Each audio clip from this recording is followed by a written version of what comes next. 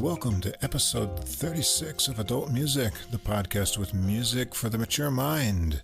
On this mic is your co-host Russ, and over there on that mic is Mike. Let's not get confused that Mike is on this mic and Russ is on that microphone, shall we say. Yeah, and to make things more confusing, they're the same mics, at least the same model mics. Yeah, there is a Beastie Boys tune called Mike on the Mic, by the way, but so Beastie Boys. It's not like it's a new pun or anything. No. I don't know. Well, Russ, this week I come to you whiskeyless or bourbonless. I am drinking ginger lemon tea. So I haven't been feeling too well this weekend. I'm better now. I'm kind of feeling a little overheated. But I got a bad case of the sniffles over the weekend and pretty much slept it all away. But I did manage to hear all the music and make my notes, good. And I'm all well. I'm going to make up for this. it tonight because I listened to a lot more. But I think I slept through a lot of the stuff that I listened to on my own. I've already had dozed off. Bottle of Cabernet Sauvignon and very nice. I'll You're have ready a to couple go. Knob Creek shots for you. Yeah, so you're going to have to do the drunken commentary for me. I'm going to have to be sober and, not obnoxious. Okay. Well, what's the opposite of obnoxious? I don't know because I've never been it. We can work on the sober commentary, and then I will all right, relieve myself of responsibility for making anything lucid in terms of commentary this week, and then next week we'll bring the balance back to normal. Yeah, let's hope so.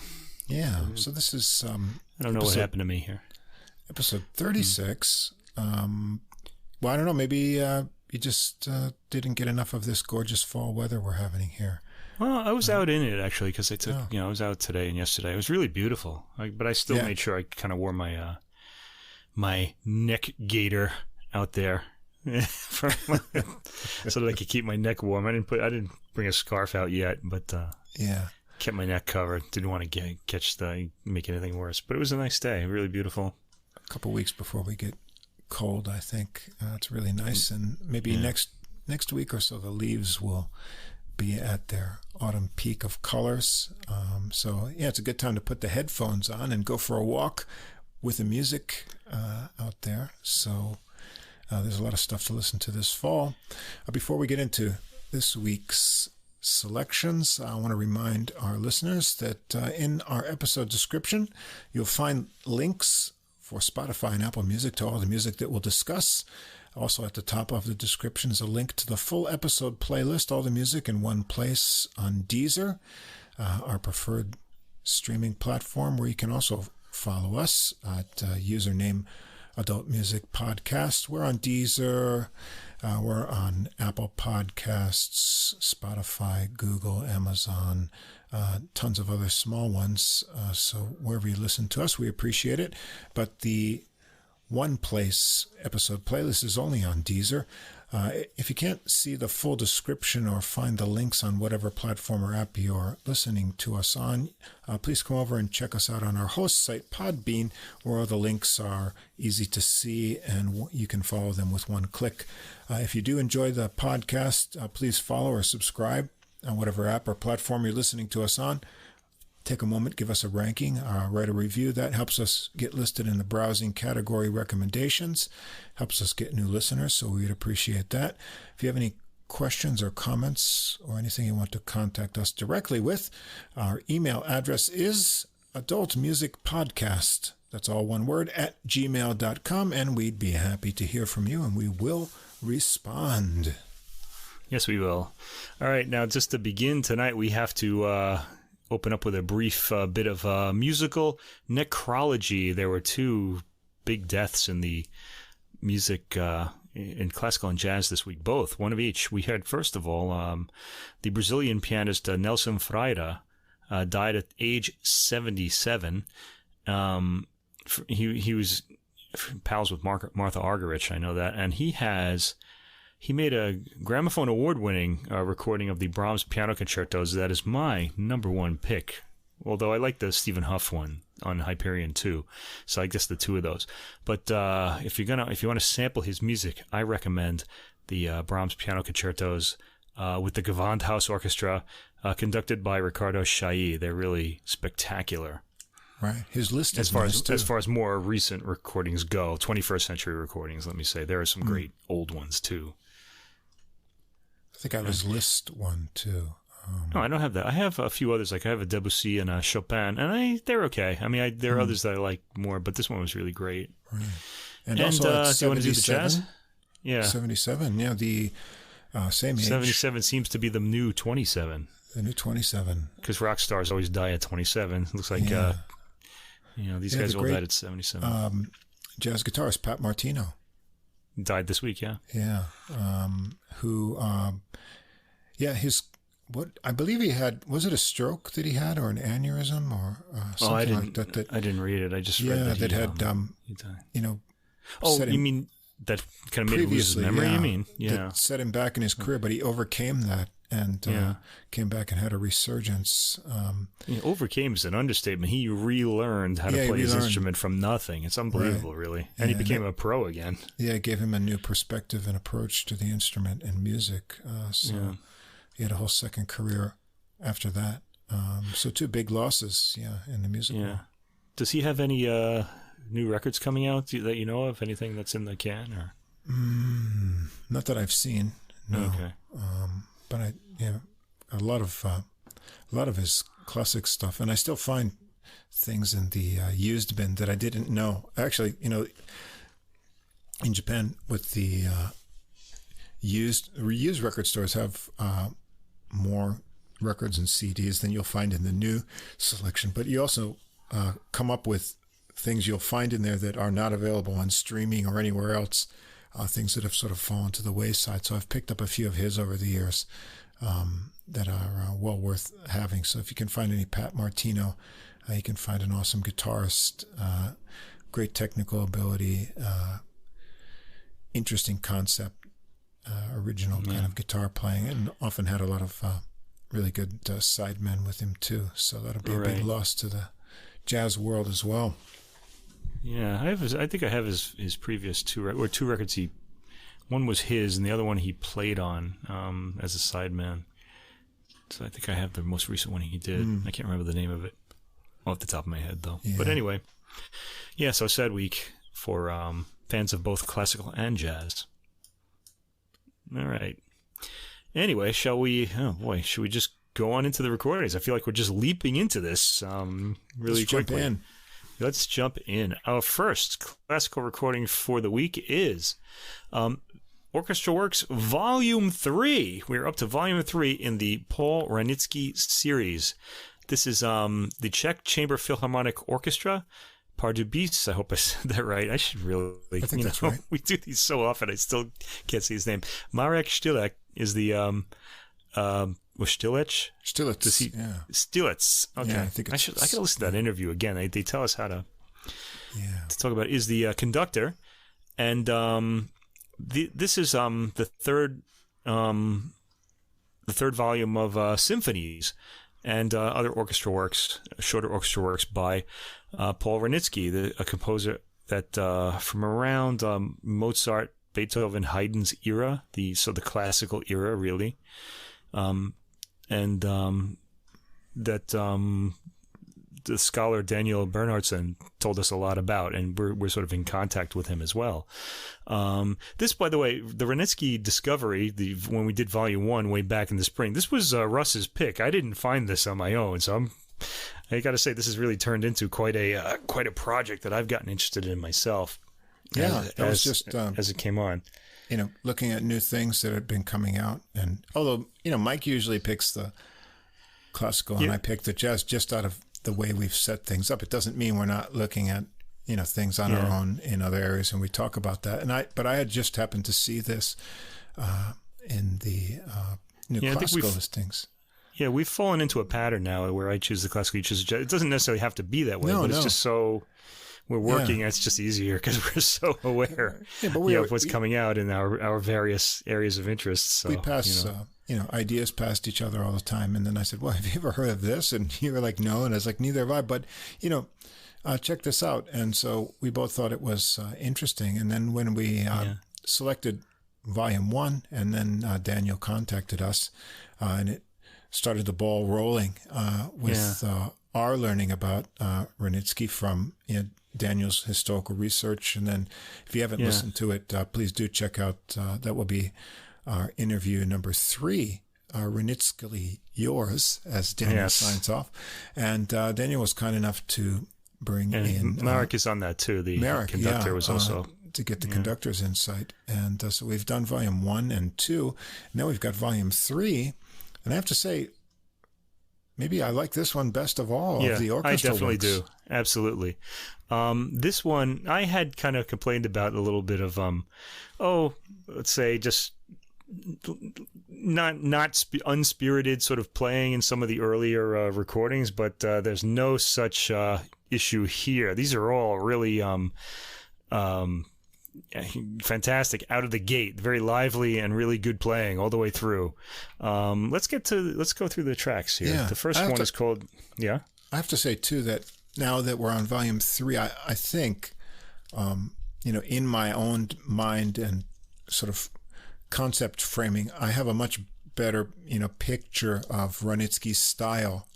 Me too. And the sort of things he does after I've listened to all of these now.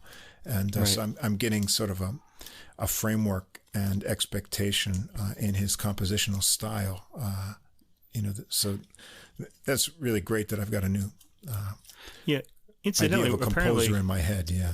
Apparently, our understanding of his style is going to widen even further because Daniel informs us that there are some more CDs on the way, possibly next spring, we don't know, but they'll be about consisting of Wranitzky's stage works, music from his stage works, which sounds interesting. But I want to hear more of the symphonies. There are more of them, There's apparently. a lot of them, yeah. So. Yeah, and I think this symphony series should keep going. It really seems to be taking off. It really seems to have hit its stride with this third release, because I really feel like the orchestra's really in it now. They're really, they're really kind of getting in and are interested in what they're playing. These are on the Naxos label, we should say. The Naxos label. Yeah. Yes. Okay, I wanted to say, first of all, I actually had the CD. This is the first time I had the CD when I was listening to it. So, because we waited a bit. This actually came out about a month ago. So, I had the CD and was looking through the pictures. And there's a profile of Wranitzky. Wanted to get an idea of what he looked like, and I got to say, he was a pretty good-looking guy. He's a nice profile in his ruffled shirt and all of that. So I bet he wowed the ladies as well as the music lovers of his time. I hope so. Well, we'll have to ask Daniel about that. Anyway, ask him about that. Yeah. Okay. All right. The first track is Mitgefühl, which means compassion. It's an overture to composed in 1804. So Mozart is long dead by this point. Haydn is still alive, and Beethoven is really doing his Moonlight Sonata, and he just started work on the Fifth Symphony, which wouldn't see the light of day until 1808. So this is the period we're talking about. Mitgefühl is a one-act Liederspiel, or song play. Okay, that's what it means in English. In a Liederspiel, I'm drawing from Daniel's notes here. Well-known existing lyrics or poems are set to new music and inserted into a spoken play. Usually a simple rural plot. That's from Wikipedia. So it's not like Mozart's Magic Flute, where all the which is I think there's a word for that too. It's a Singspiel, I think. But that's all original text. In a Liederspiel, the songs are all from well-known lyrics that already exist. So it's like somebody, you can imagine if you're an American, if you know that poem, I think that I shall never see a poem lovely as a tree, like somebody put that in an opera somewhere. It's things like that. They would be familiar. The songs would be familiar. The words would be familiar to the audience of the time. Okay, so we're only hearing the overture here, but let's go through the story a little bit. The story in this Liederspiel is about two young lovers, Nicolas and Marie, whose fathers are different. Marie's father, Jakob, is a kind and generous. Yeah, good for her, huh? She scored big there. Yeah. While Nicolas's father, Kvas, is heartless and greedy. I can't help but notice this guy's name, Quaas, Quaas, sounds like Quatsch, which is a German word for like an idiot or somebody like that, or somebody's, I wonder if that sound alike is intentional here. I don't know. I bet we'll hear from Daniel about that. I'd like to know. Anyway, he sounds like he's the guy that needs his mind changed in the story, and that happens at the end. He's taught to feel compassion for his fellow man by the end, and is therefore no longer a Quatsch. I wonder if he changes his name. Anyway, let's get to the music. The overture. It starts with a slow introduction, lots of pathos. With interesting modulations there, too. Yeah.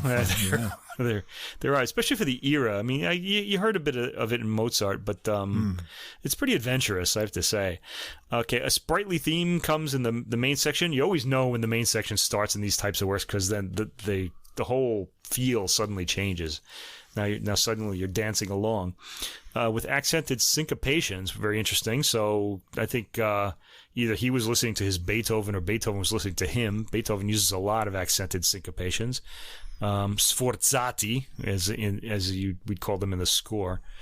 You actually sent me copies of the score, which I didn't look at before I talked about this, but you need a big screen to go through. Yeah, I imagine. Yeah. Daniel sent us copies of the score. I only have this much time in the weekday. Yeah.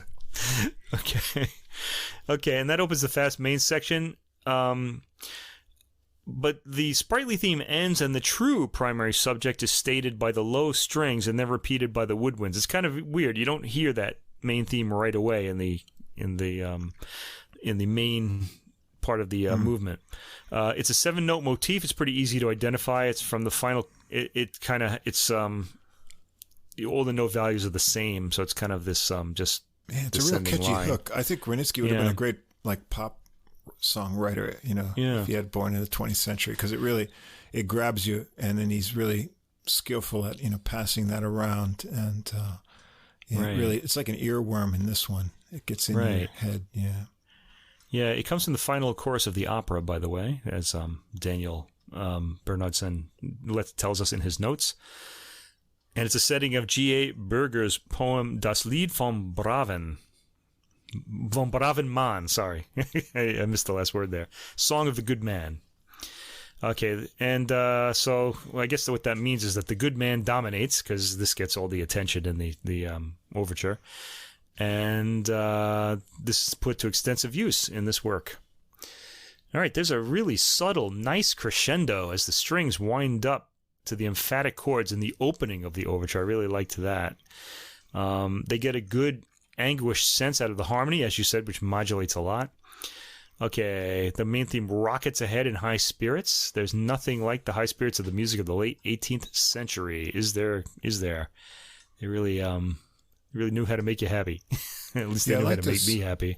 And I got a sense, we often talk last week we were talking C.P. Bach is one of our favorite composers, although we were sort of thrown for a loop last week. Yeah, by the particular recording that we heard last week. The particular recording that we heard, it didn't have quite that sort of tongue-in-cheekness to it. But I'm getting a sense in Wranitzky's compositions that he has these little pearls of I don't know if they're humor, but they're sort of like pulling the rug out from under you. When you listen to this recording, when you get at 3 minutes and 17 seconds, I was trying to find which measure or page it is on the score, but it didn't. But there's this little harmonic surprise there where it will shift to this other chord, that you haven't heard yet, and you're only going to hear it once,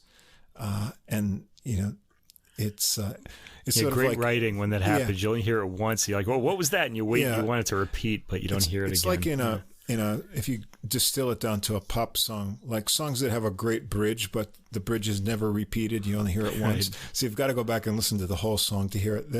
Wranitzky has those little kind of nuggets in his compositions that are just in there, and you've got to catch it that one time, and that's going to be it. And so you can see inside of all of the other development, once in a while he has this little kind of, curveball that he puts in there that's really interesting. Yeah, there's going to be an interesting one in the upcoming symphony that we're going to talk about next. Right. That I sort of highlighted. Anyway, in this case, there are all sorts of inventive reworkings of the main theme. He's an inventive composer. This movement feels good, and it should give listeners a smile. So if you're feeling down, you might want to stop the podcast and go listen to it now. Yeah. Then come back, please, because there's more. And then come back for the hunt. For the Hunt, yes, that's the next work, the Symphony in D major, La Chasse, with the Hunt. That's a French name. Okay, published in 1793, so we don't know when it was written. And this is the version with expanded orchestration, which means it has trumpets in it. I think the original one didn't. Russ being a trumpet player, all right. But the original one didn't have. It had brass, but it didn't have trumpets. Just horns, I think. Yeah. How can you have a Hunt without trumpets? That's what I would ask. Anyway, you work with what you got. Anyway. Okay, the reason for that, I actually wrote this down here. For the private concerts of Ferdinand III of Tuscany, exiled in Vienna due to the Napoleonic Wars, Wranitzky added trumpets. And for the Hunt in the finale, a timpanone, which is a large kettle drum. And we're going to hear that in this particular version as well. So this is. I don't really feel like I need to hear the other one because this one sounds like the more interesting one. It does, it's indeed. got just more to entice the ear. All right. Anyway, the first movement, Allegro Maestozo, brimming with optimism, anticipation, and it starts with one of those like upward sort of rolls. Now, if you know the Mozart Jupiter Symphony, the way it begins, dun, dun, dun, it starts with one of those sorts of sounds. And then it's off to the races after that. The orchestra is in very fine form here, and they get a sense of the energy of this music. It's really good. There's a really solid cadence to end the exposition, and then a darker episode in the contrasting development section, reminiscent of Wranitzky's storm depictions, according to Daniel in his notes. That part, the storm part, not the I said the part before that. Yeah, like the rain clouds threaten to like wash out the Hunt or something. It's like and I imagine that Beethoven might have heard this and picked this up for his later Pastoral Symphony, which would also be premiered, I think, around 1808 with the Fifth Symphony. The cloudy mood is quickly dispelled by the return of the opening theme in the recapitulation. And there's some nice figuration added to the approaches to the cadences. And there's a fantastic and very witty false cadence just inside the 7-minute mark. So when you get past 7 minutes, listen, you're going to hear the music heading towards a cadence, and then there's just this weird chord that interrupts it and makes it go off in another direction. It's absolutely fantastic. It really made me sit up on my chair. The brakes are slammed down for a moment. It's almost like CPE Bach-like, actually. And then the music continues on its merry way to the final cadence. It's just this little moment where the music just stops and then kind of collects itself and then heads to the final cadence. Really great. I really liked this a lot, this movement. Yeah, it's good. It's got a lot of forward motion, these little kind of pauses that sort of, keep you feeling like you're falling forward in that. And then, after that kind of threatening storm section, there's this kind of these racing triplets that sort of change to this rocking eighth note figure, and so that rhythmic variation is really interesting too. It keeps satisfying you with all these kind of varied structures and things as it goes along. So it's a really nice movement. Okay, next movement is a minuet. It's stately and it has a rustic trio. Invoking the countryside. There's a real enthusiasm in the orchestra playing in this minuet, and equaling the energy heard in the first movement. We get to the third movement, an adagio, which Daniel describes as idyllic serenade in compound ternary form. Features woodwind solos and the expanded repeats. This is me talking now. Very pretty and flowingly played by the orchestra. There's a contrasting middle section, which is kind of, he used the word stern, I guess. I actually thought it was more than stern. I thought it was sort of harsh and harrying, sort of. It was kind of, I heard it as a little more emotional than that. It wasn't just serious. There's something really anxious about it. Yeah, and it stays, rather than like modulating or something, it's in the the relative minor. Right. So it kind of, emphasizes that change of kind of mood there. Right. But then when it comes out, I really like the flute and oboe part here. I mentioned that as well. Yeah. Yeah, it's like they're talking to each other. Yeah, and in fact, Daniel writes in the notes that they evoke the call between two birds. Yeah, it is like that. Yeah. Because they're like fluttering and it is kind of like a bird-like conversation. It's very pretty though. I liked it a lot. Yeah, I like it. Okay, the fourth movement is where the symphony gets its nickname from, La Caccia. It's called La Chasse, which means the hunt, and then they use the Italian for the the fourth word, La Caccia. Cacciatore. Languages were just kind of all over the place in the music world back then. Everybody spoke everything. Okay, this has hunting horns in it. There's a Mannheim Crescendo. I had to look this up. I actually knew the Mannheim Rocket, but that's not what this is. A Mannheim Crescendo is something where it's like a crescendo that the whole orchestra. It's not where they're quiet and they get loud. A Mannheim Crescendo is more like instruments are added, I guess, to make it like louder. Stacked. Stacking the instruments and making the orchestra sound louder. That's a Mannheim Crescendo. So you hear that at the beginning of this. It's an innovation of the Mannheim School of the early to mid 1700s, for those of you who would like to know. These types of hunting horn movements were common in works at the time because they're exciting, really. This one is no different. It's really very exciting writing. And the performance picks up a lot of detail in the orchestra writing. The compound meter at this speed, that's 6/8, drives the music forward. Compound means that you're adding sort of like 2 4s, so you have 8, and it's 6/8, so there's 2 3s in a bar instead of 1. There are some great pastoral sounding themes in the texture as well. There's a lot to listen to and captivate the ear. This is really kind of a little, it's a lot of ear candy in this in this movement. You've got these quick changes to minor, like from the major. There's like boom, it's in minor, and modulations too. One thing. The horn calls are kind of answered by the trumpets, so it's hard to imagine it without trumpets. After hearing this, I wonder what else could have been going on. And there's and probably also, nothing. Yeah, he probably just added them. There's also this kind of I don't know if it's not really a glissando, but it's this downward figure that keeps the motion of the hunt going on, and it's passed around through the flutes and strings, and then finally, towards the ending, the horns get that. So it's like this, kind of gives you this image of chasing for the hunt. And it's passed around the different instrument sections in an interesting way that, it gives you this constant feeling of, the chase in the piece. So. Right, and all this is performed to a galloping rhythm. The rhythm would be like of a horse galloping. So you want to think about this. You're actually, when you're hearing music, you're hearing like the horse is galloping, and sort of like if you're in the situation, all these other things are happening while that's happening. So it's almost like you're experiencing the whole thing rather than, say, reading about it like one thing at a time in a book or, in a movie, whatever somebody decides to show you. You actually get to experience several things at the same time when listening to music, and I really love that about music and about this piece too. This work is performed excellently by the orchestra and by Marek Štilec, and should win the composer some converse. This might be a good first work to hear, actually. Actually, you can start at the beginning. This is pretty fantastic all the way through.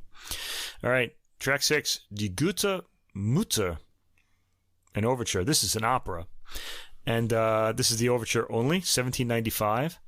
The opera was an adaptation of the French play La Bonne Mère, which means the same thing, the good mother.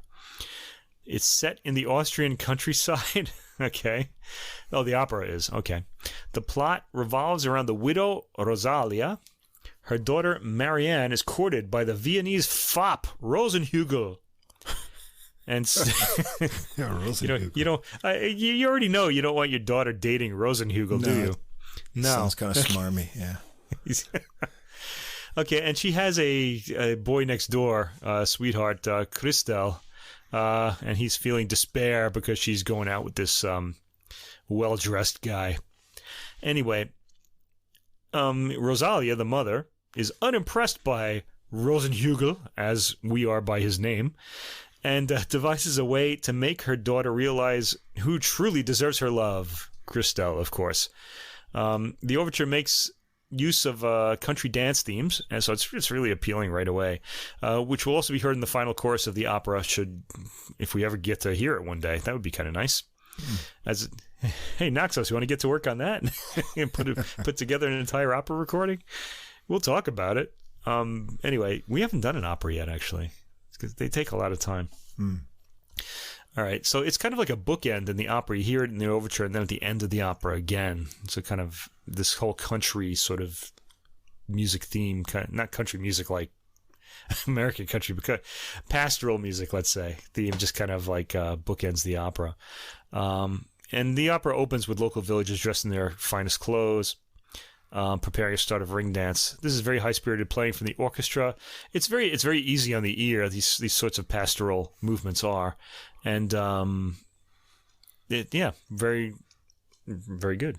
Yeah. Anything you want to say about this one? Mark brings out the dynamics really well here. The contrasts are highlighted, which is nice. And then I like the short kind of answering trumpet figures in this as well. They add to that kind of flavor. Yeah, so just a fun overture in between the symphonies. Yeah, the final work on the disc is probably the biggest work, the Symphony in C Major, Opus 33, Number 2. It published in 1798, along with two other symphonies. This is the middle one in the of the ones that were published. The material is reused from stage music, and that's probably why they're going to go into stage music next in their next project. It's because this material is reused from stage music that Wranitzky wrote for the Viennese court theaters. It's dedicated to Baron Peter von Braun, who was the manager of these theaters. And writing these themes into a symphony, of course, gave it a chance to exist as music performed on its own. So you don't need to see the play or have like some special performance of the music made up. It all forms its own, compact work of art. Each movement expands music from a single work, except the minuet and trio. Okay. So Allegro Maestozo, first movement. The music comes from the first act overture to the play Siri Brahe oder Die Neugierigen, which means the curious, from 1794. This opens very spaciously with these very broad musical gestures. It's got an appealing first subject, bold, like a unison opening in Mozart. I compared them to Mozart or to Beethoven just to help listeners get an idea what it might sound like. But just go to the Spotify and listen to it. I think it's very much its own thing. The opening theme is easily recognizable. It's charming. It's got a charming dancing second theme. The development section is charming as well.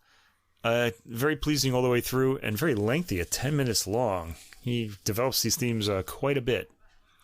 Keeps the ear interested, though. Yeah, this one has that the descending theme. It's just 4 notes, but it's so well developed. It becomes another hook, just sticks in your mind, and then he makes sure he plants that before, he plays with it and develops it around. So it's really easy to follow, accessible type of movement here, and I really like the minor section in the development part. It's got some real interesting twists and turns through there. And like you say, he's not in a hurry to get this moving over with. So he has a lot of space to develop all the different interesting twists harmonic twists is a thing with this composer. He's very inventive that way. He knows how to keep his audience entertained. Second movement is an adagio, and this music comes from the third act overture to the romantic tragedy Die Spanier in Peru oder Rolas Tod, meaning the Spaniards in Peru or Rolas's death. This is a tranquil movement with muted strings and interweaving wind solos. The wind solos are really nice. It's got a fairly slow pace. It's flowing. This isn't as quiet as the word tranquil would suggest, but the movement does suggest that the happy calm of a warm spring evening. A warm spring evening, for those of you not from New York. The orchestra, it really is delivering... Yeah, the orchestra really delivers here as well. The structural lines are clearly discernible. There's a confidence in the playing that I didn't always hear in earlier recordings, but this is really very different. Well-defined lines in the various sections of the orchestra. They bring this movement off very well. It moves along throughout the almost 10-minute length. Again, another very long movement. We've already had like 20 minutes of music, and we're only two movements into this 4-movement symphony. The third movement is the minuet. These were pretty traditional at the time until Beethoven just replaced the minuet with a scherzo. But Wranitzky was still using them at this point. They were expected by audiences, generally. So Beethoven really surprised everybody when he took them away. This minuet, Daniel mentions in his notes, is not for dancing. Indeed, it's pretty fast with some almost Beethovenian accents. The trio consists of chirpy wind lines, and the trio is very charming. Yeah. And the finale. I like those staggered accents. Those are give this real sense of motion that pushes it through and the little pauses to the. Right. It's a nice touch rhythmically. Right. Beethovenian generally means like sforzati, off the beat. That kind of like accents off the beat. So he likes to do. The fourth movement is a finale, andante, and then moving to allegro. It's got a rustic, slow introduction, and this one is a reuse of the short overture to the ballet Die Weinlese, The Grape Harvest, from 1794. The Allegro section, which comes after the slow introduction, is original, I think. I don't think this comes from something else. I think it's just the andante part, but I'm not clear on that. So Daniel, let us know. The Allegro section, I think, is original. It makes great use of the opening motif, and there's like this droning bass in it as well that kind of gives it like a country feel. The country dance gets interrupted by a more traditional symphonic figuration, which in turn is interrupted by a manically repeating figure in the strings. Yeah, like 5 times. It really throws you off everything. This is like brilliant, composition technique that he inserts in here, but yet it's somehow comes together seamlessly with the rest of the movement. So it's a really interesting sort of structure that's built into this. Yeah, the technique put me in mind of Beethoven there, too, because he does like to repeat a lot of things, right, especially in his much later music, okay, so which would have been later than this. So there's that. Okay, the texture changes often and very creatively. It's always interesting. Consistently good ideas here. We hear a repeat, then the development sounds like it goes into a somber minor key.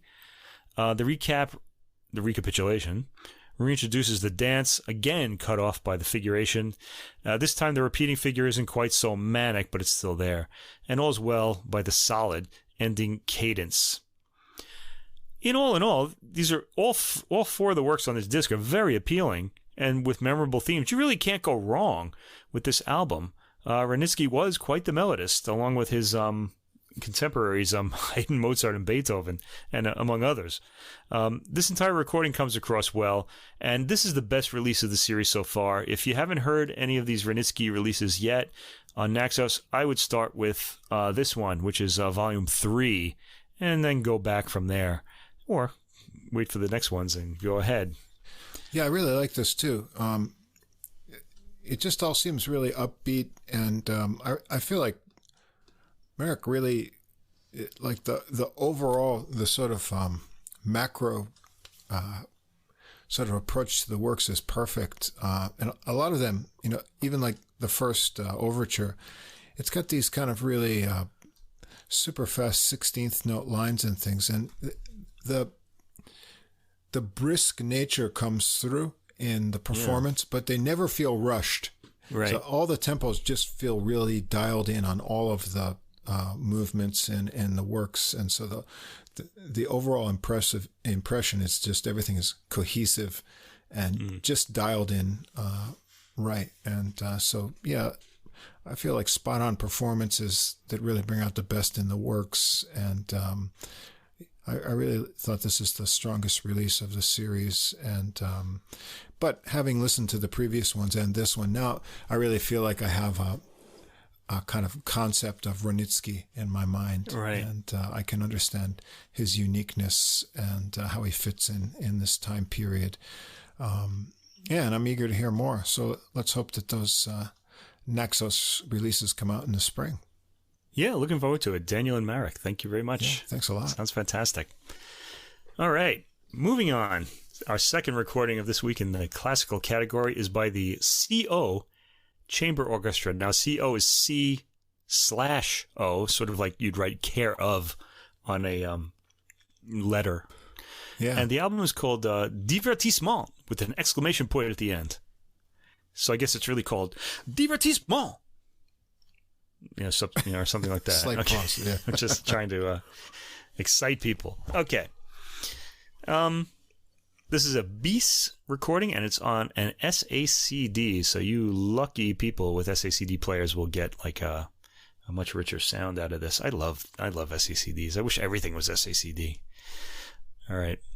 The program notes in the booklet, by the way, are by the composer Michael Ippolito, who's also featured on this album. So it's worthwhile reading them, because the whole program seems to revolve around his work. He explains a lot about what a divertissement or divertimento in Italian is. It's just it's supposed to be sort of a light work to be played maybe in the background while you're eating dinner, but composers didn't always conceive of it that way. And he mentions Mozart. Some of Mozart's divertimenti, some of them are kind of like dinner music, but some of them are really deep. He gets some really profound ideas in a few of them. I think of K563, if you want to hear that one. If you want to hear like a really serious divertimento, that's for string trio. Really beautiful. These run a kind of a range here too. I think the first one is more of a diversion, and then we get a little bit more serious as we go along. Indeed, we do. Okay, the first one is Jacqui Bear, French composer, who was born in 1892, died in 1962. So he was one of these composers, sort of like Jean Francaise, who we talked about a few weeks ago in the flute concerto recording, who lived in the 20th century. Francaise was more contemporary. He only died recently. Who didn't pick up on the sort of aesthetics of the time. He didn't write challenging art music or 12-tone music or anything like that. He wanted to entertain. It's something these two composers had in common, and Ibert was like that as well. All of his music is fairly light. At least all the music I know by him is fairly light and very entertaining, melodic, enjoyable right away. And this piece is no different. It was it's called Divertissement for Chamber Orchestra, written in 1930. It was actually composed in 1929 as incidental music for a production of the comic play The Italian Straw Hat. And then, sort of like the Wranitzky Symphony we just talked about, it was reconceived as a concert piece the next year. There's a lot of wit and virtuosity in it, and we would expect that from Ibert if you know his other works. His music is very cheerful, and this work is these are Ippolito's words, seriously unserious in the ways it plays with our expectations. Again, your expectations are often sort of they're not met, let's say. This is a 6-movement work. It starts with an introduction, very manic, catchy, very short. The second movement, cortege, which is kind of like a funeral march, what a cortege is. It's the longest movement at almost 5 minutes. And it starts out like a funeral procession, like I said, but turns into a kind of dance later with earnest and very appealing measures and melodies, and figuration. And then you hear, for some bizarre reason, Mendelssohn's Wedding March come out of the texture twice. You know that one. Dun, dun, dun, dun, dun, dun, dun, that one. Yep. Yeah, it's weird. You're really completely unexpected. After the first interruption, we hear a rather disturbing march, something like maybe an army kind of marching through. There's some sneering brass, and then Mendelssohn interrupts again. And then the brass march continues. It's diverting, in a comical sense, for the period. The gallop resumes. The movement ends with a cadence on this more endearing music. The third movement is a nocturne, delicately crafted, creates a seductive atmosphere, highly contrasted to the previous movement. It's kind of mysterious sounding and rather brief at less than 3 minutes. Fourth movement is a waltz, very light. It's got a circusy opening. So it's not like an elegant waltz. It's more of a kind of waltz of the people, I guess. Generic waltzing melodies appear, and we feel all the glitter of a ballroom, so then it gets elegant. And then after 1 minute 30 seconds, this gets sardonically commented on by a lone trombone, and it ends overly enthusiastically. All right, the fifth movement is called Parade.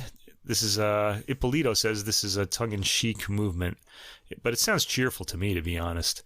It's got an empty kind of happiness to it that parades make me feel, kind of like a sugar high, and it quickly marches away after 1 minute and 43 seconds.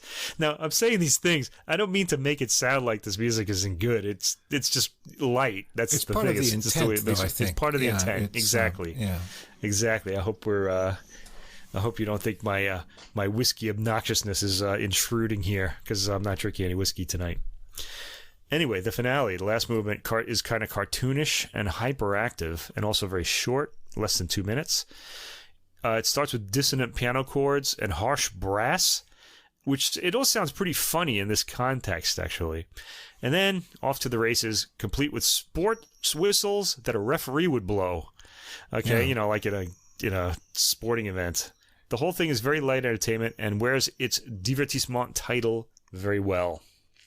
Yeah, it ends with kind of like a can-can dance romp. That's right. And it's like with those whistles and it's all in good fun though. I think it's sort of like he's really writing for this genre so that you don't take it too seriously, but you should take the compositional approach and the contrast in sections seriously. It's a nice little journey, but it doesn't take itself seriously. So it's just good fun, but excellent writing and nice instrument parts here. Right. Varied fun and exciting. Okay, the next work, we have 4 composers on this disc, and the second one is Emil Bernard. Now, he was a composer, lived 1843 to 1902, and do not confuse him, you art lovers out there, with the French post-impressionist painter and writer, Emil Bernard, who lived 1868 to 1941. They're 2 different people. This Emil Bernard lived earlier. This is called Divertissement for Winds, Opus 36, written in 1894. It's a double wind quintet, so there are 10 instruments that you're hearing. Ippolito says this piece almost has symphonic ambitions. I would underline that word almost, because I don't really think this sounds terribly symphonic. He's really going by the structure and the writing, I think. It's a pretty big piece as far as like its size for 3 movements. It goes on longer than you would think a divertissement would. Okay, as we heard in the Ibarra piece, which had all short movements. The opening andante sostenuto, and then moving to Allegro molto moderato. This is the first movement. The opening sounds are almost Mozartian in its harmony. And then Romantic era harmony follows. So he kind of switches back and forth between the classical sense of line that people like Mozart, Haydn, and Wranitzky had, and this kind of more blurred romantic sense of harmony and line. The opening of the Allegro is balletic. It kind of sounds dancey. It's charming and energetic.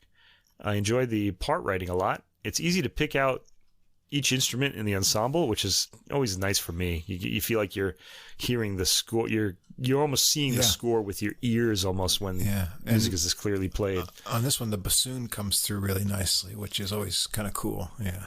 Right. Transparent scoring.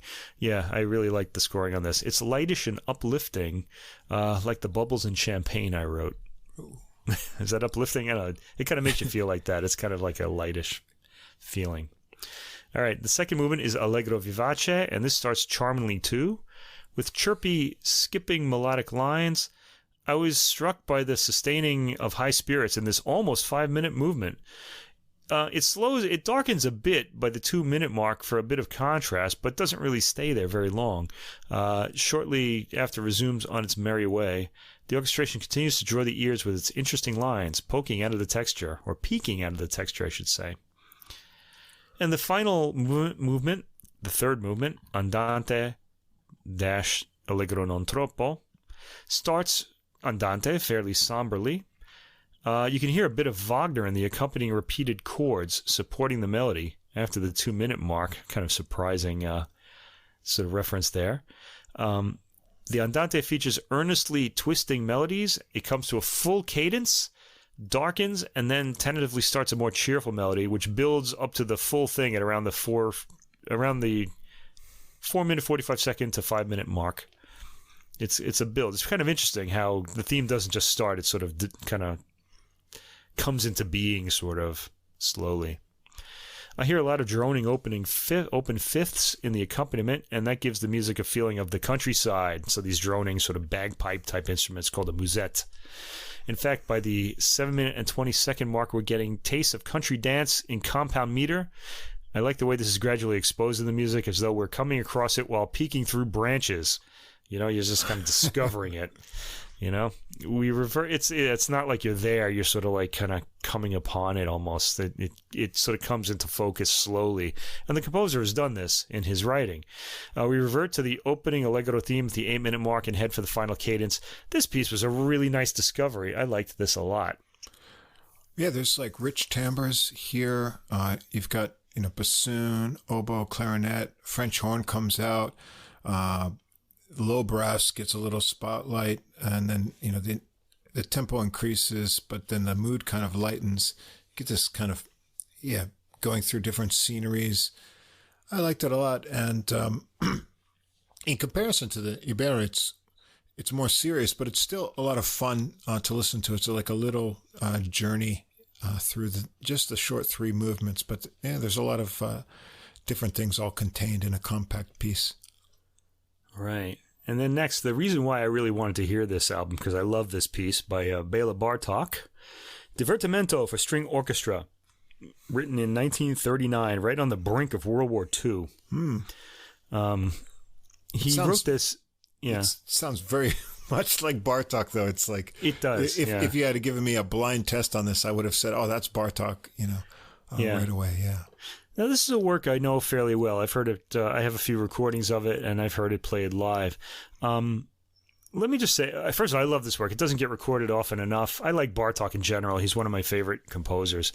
I just really love the modernist era at the early 20th century, late 19th century in general. So basically, if you want to know who my favorite composers are, they are Mozart, Brahms, and then anybody who was a modernist. So that's basically it. And Bach is just, I never mentioned Bach, but he's everybody's favorite, and he's one of mine too, but I just take it for granted that everybody will assume that. All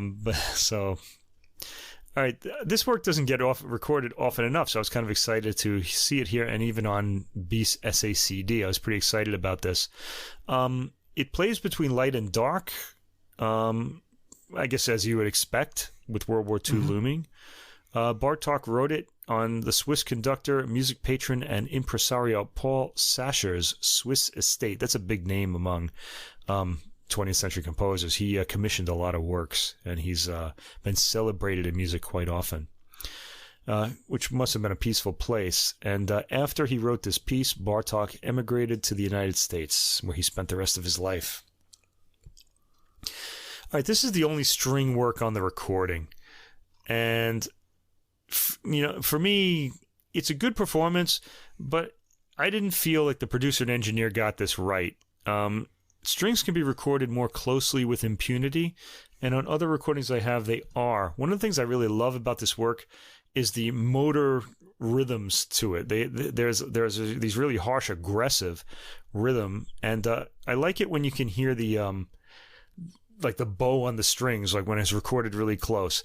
This particular performance is recorded, I think, too far away. It's a little smooth and kind of creamy sounding, and I don't think that's appropriate.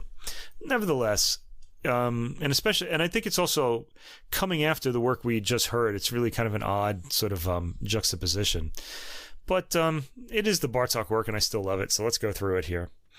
The first movement, Allegro Non Tropo, starts with energy and good humor, driving rhythms, folk-like themes, and all those changing irregular meters that make his music so appealing to me. It sounds like there's too much reverb on this recording to my ears. I just like this to be drier and harsher, and it's really not here. Maybe if you don't like that, you might like this a lot. This would be a good way to hear this work. On parallel to that, I thought they did pay attention. That may be more of an engineering decision, but the no problem with the performance, I should say. The dynamics in the performance are very good, I thought, which gives it a sense of contrast in the performance. Like you say, though, it is a rather smooth sounding Bartók sound. Yeah, maybe too much. Yeah, it doesn't seem right to me. Like it doesn't seem like in character. The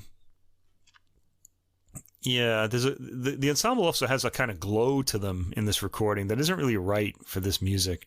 But detail is discernible. I mean, the orchestra really does play this work well.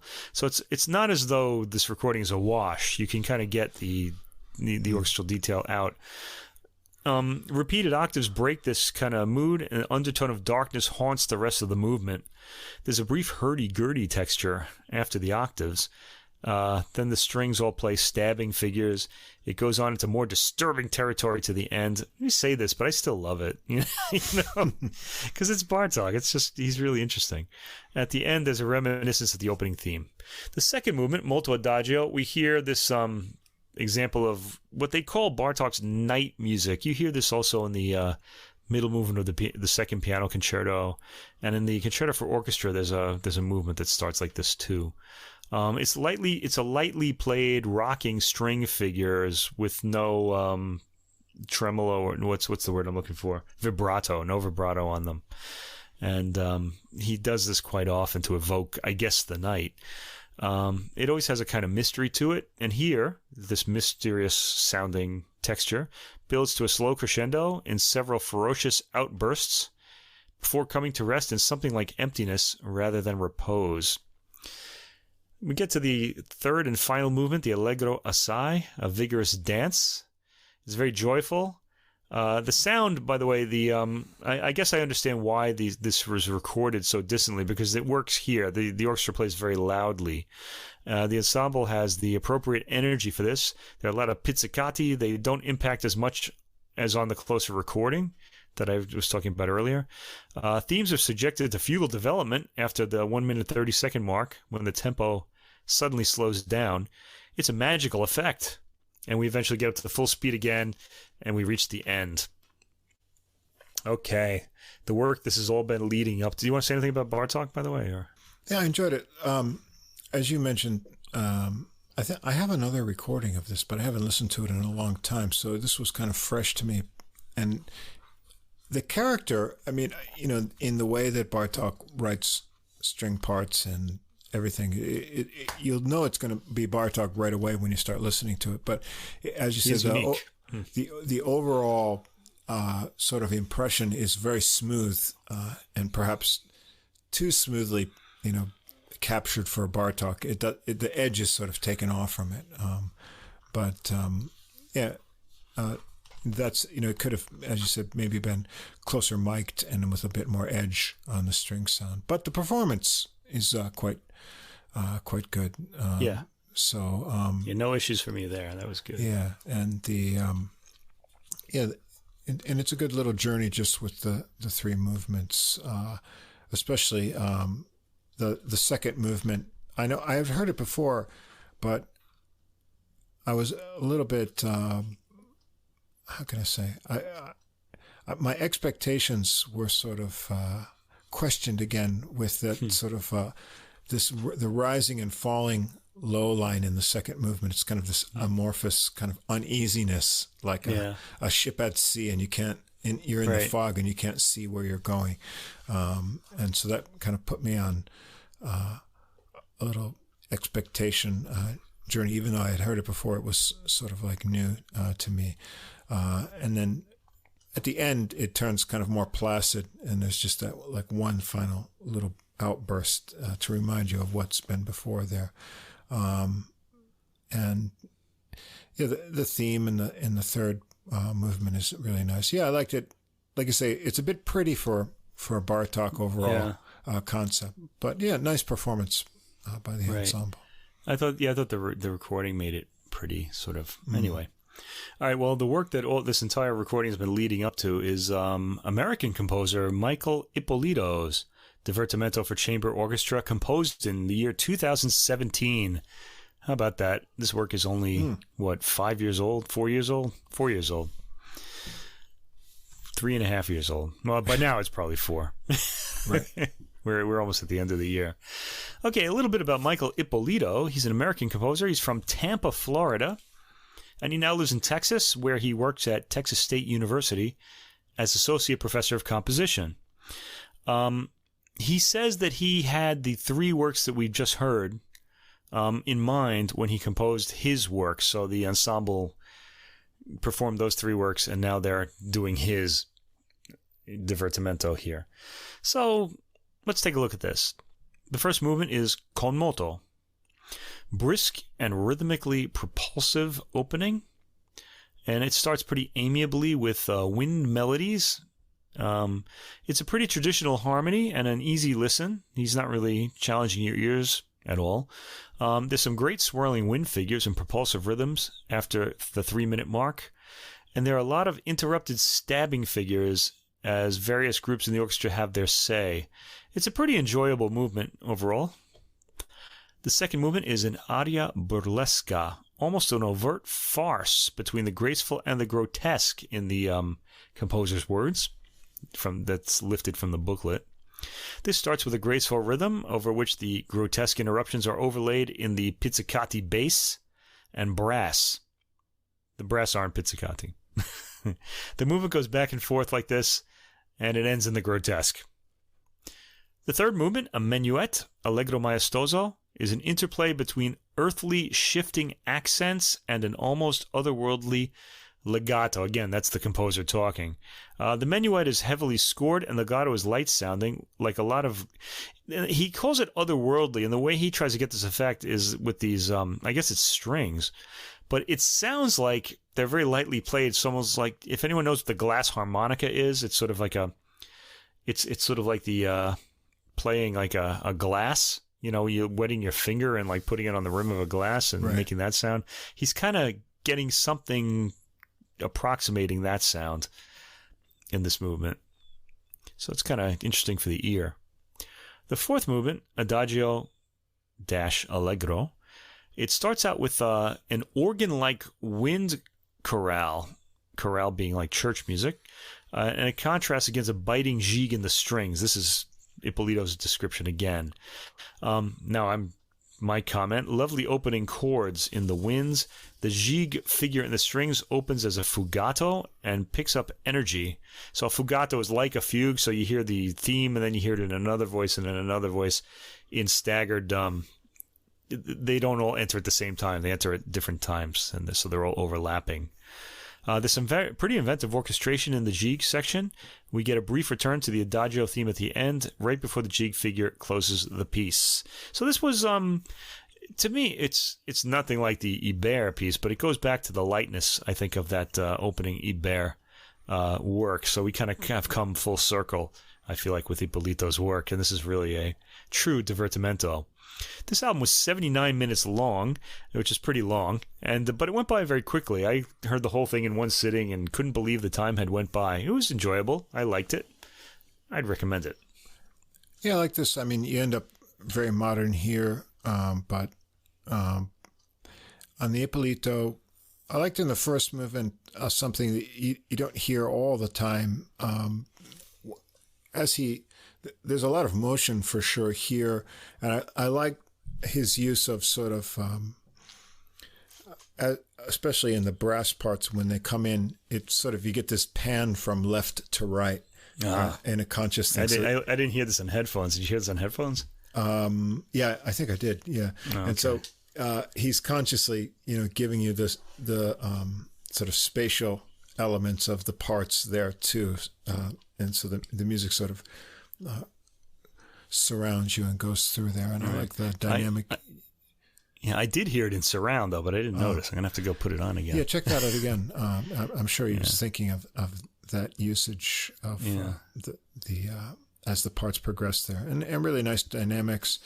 And then in the second movement, you get this kind of daintiness of the oboe and flute, but it's contrasted with these occasional kind of plodding bass notes, and the sort of loping sense of humor is in there too. The third movement, I thought, it's kind of nice use of different timbres. Also, you have contrasting timbres and then staccato and legato lines that move about in the sections. So you've got a lot of contrast going on. And then in the final movement, the more legato nature of the woodwinds and strings get interrupted by the timpani there. And you've got the punctuation of the brass and timpani. So I thought this one was rhythmically and tonally interesting. Of course, it's not as melodic as the other divertimentos here, but it's still enjoyable in its own character. So it's a stylistic approach, and you see it through different kind of eras and interpretations of what that concept is. But it's kind of a concept album in that sense. Yeah, it's kind of an intellectual sort of... but it's enjoyable, and as you say, it goes by quickly. It goes. Yeah. It doesn't seem, like it's as long as it actually is. So. Yeah, very enjoyable. All right, third recording in classical, and the final one. This is a big double album, and they're two fairly big works. This is on Deutsche Grammophon, and the album is called The Song of the Earth, and that will, of course, put you in mind of Gustav Mahler, who has a famous symphonic work with vocals, Das Lied von der Erde, The Song of the Earth. But this one pairs that with a new work by the Chinese composer Xiaogang Yay, born in 1955. And his work is also called The Song of the Earth. This is a pretty interesting concept. Yay's work uses the same poems that Mahler used to write his work. Now, they're very different, these two works. First of all, Mahler, when he got these were, the texts were taken from a book published by Hans Bethge called Die Chinesische Flöte, the Chinese flute, which was published in the early 20th century. And so they were published in German, which were translated from French translations of the original Chinese poems. So you can imagine how far away. Yeah, you can imagine a lot got lost in translation here. The interesting thing is that Ye, the composer Xiaogang Yay, uses the original Chinese poems as his texts, and they're sung in Chinese, which is really interesting, except that I don't know Chinese, but there are translations, of course. We'll get to that. There's a few things that need to be said about that. It's pretty interesting. But let's talk about the Mahler first. All right. Now, first of all, I should mention, this is, the soloists are different for both works, and the common component is the Shanghai Symphony Orchestra, conducted by Long Yu.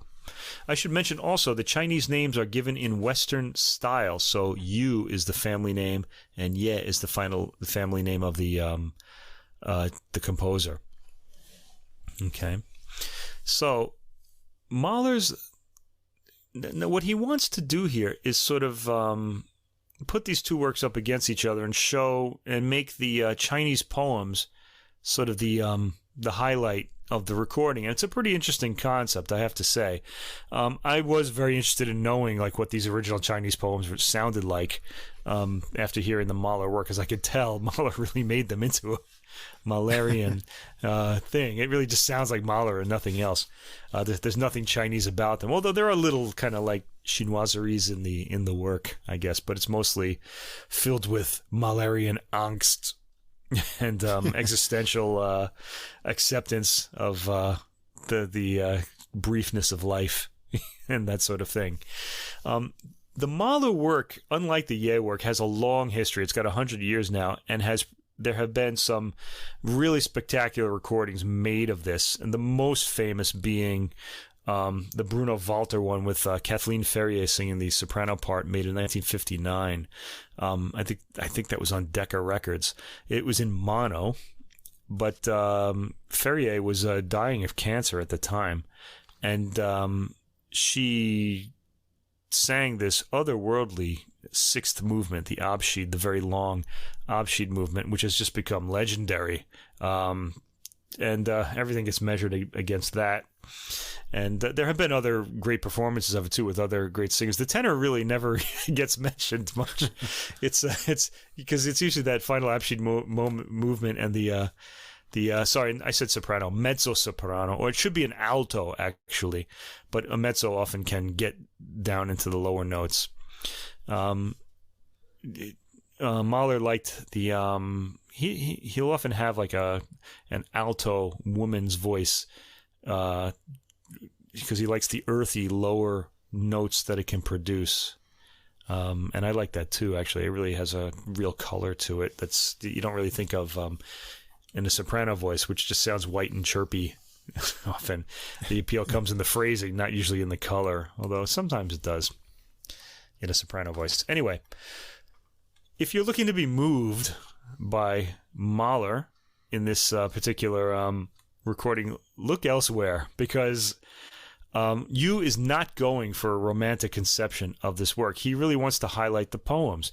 And he even mentioned in the booklet notes that he tried to conduct this, to bring out the more Chinese elements, but he couldn't because it's very, I think he said, it's very Austrian, Bohemian, of its era. Mahler, right? It sounds like someone who's read a lot of Schopenhauer, something like that. So he claims that he didn't, he had to go for the German interpretation, but I'm not so sure that he did, because it sounds to me like he's really lightened up the sound quite a bit.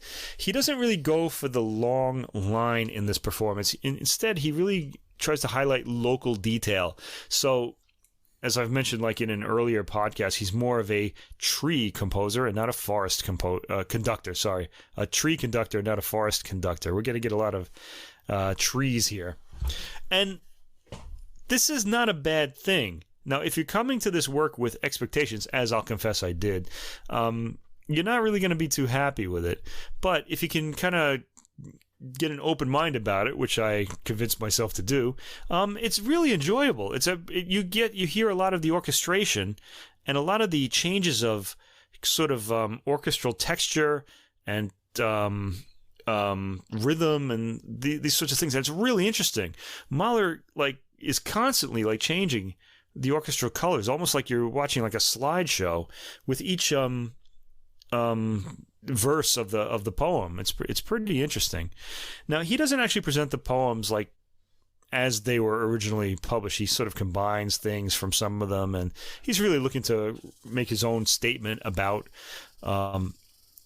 life, and he sees a kindred spirit in the Chinese poems that he really did sort of transform in this work. The first movement, Das Trinklied vom Jammer der Erde, the drinking song of Earth's misery.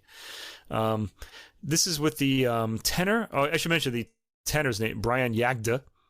He's very good in this. There's a great fanfare at the orchestra at the very beginning, very bright sounding. The tenor sounds a bit recessed, though. It feels like Yu wants the orchestral sort of colors to really be the main focus here.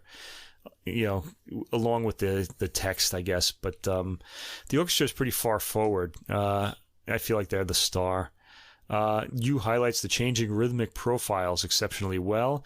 This particular tenor, Brian Jagde, has a high tessitura, and the tenor always sounds like hysterical in these works because he has to go very high, and I think Mahler wants that, actually.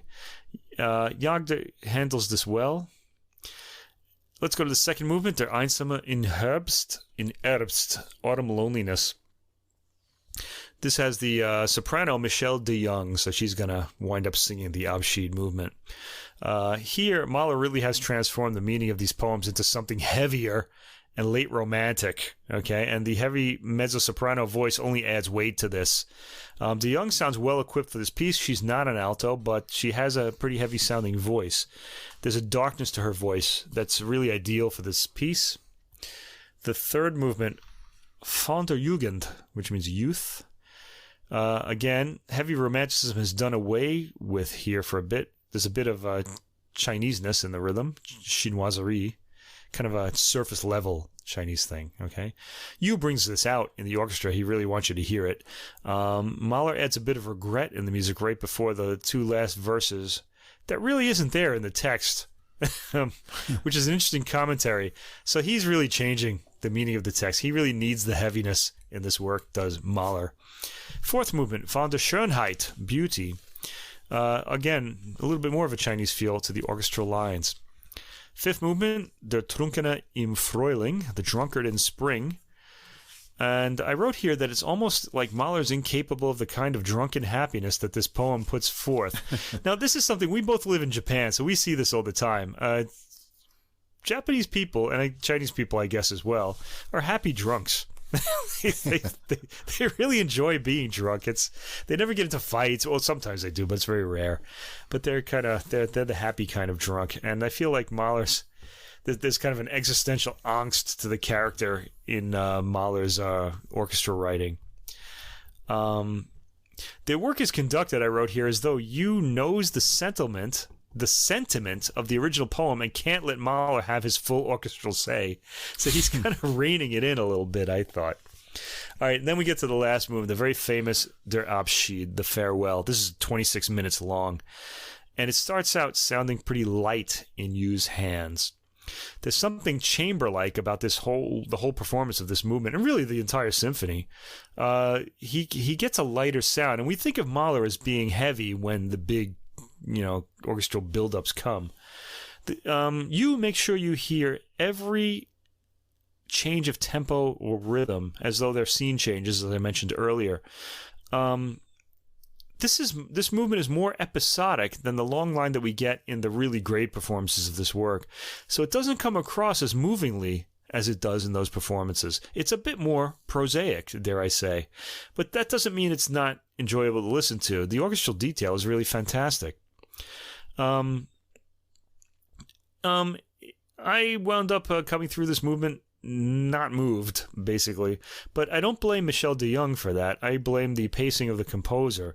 But I don't think that's what he wants. He just wants to put across the poem, and he's not really interested in the big dramatic weight that's that I shouldn't say supposed to, that comes across in other performances of this work. He just paces the work differently, and for that reason, it's worth a listen. It's interesting. Just don't go into it expecting to be like moved by it. The very famous last word, ewig, forever. When DeYoung sings it, it just kind of sounds like it's just the last word of the text, and the music just goes away. You don't really get this sort of sense of being kind of launched into the cosmos or something like that. So, all right, this is, if you're looking for a great performance of this Mahler symphony that's going to move you like the older ones did, again, I'll go elsewhere. But I'd say this is really worth a listen because it's interesting, and there are a lot of details that you normally don't hear in other recordings.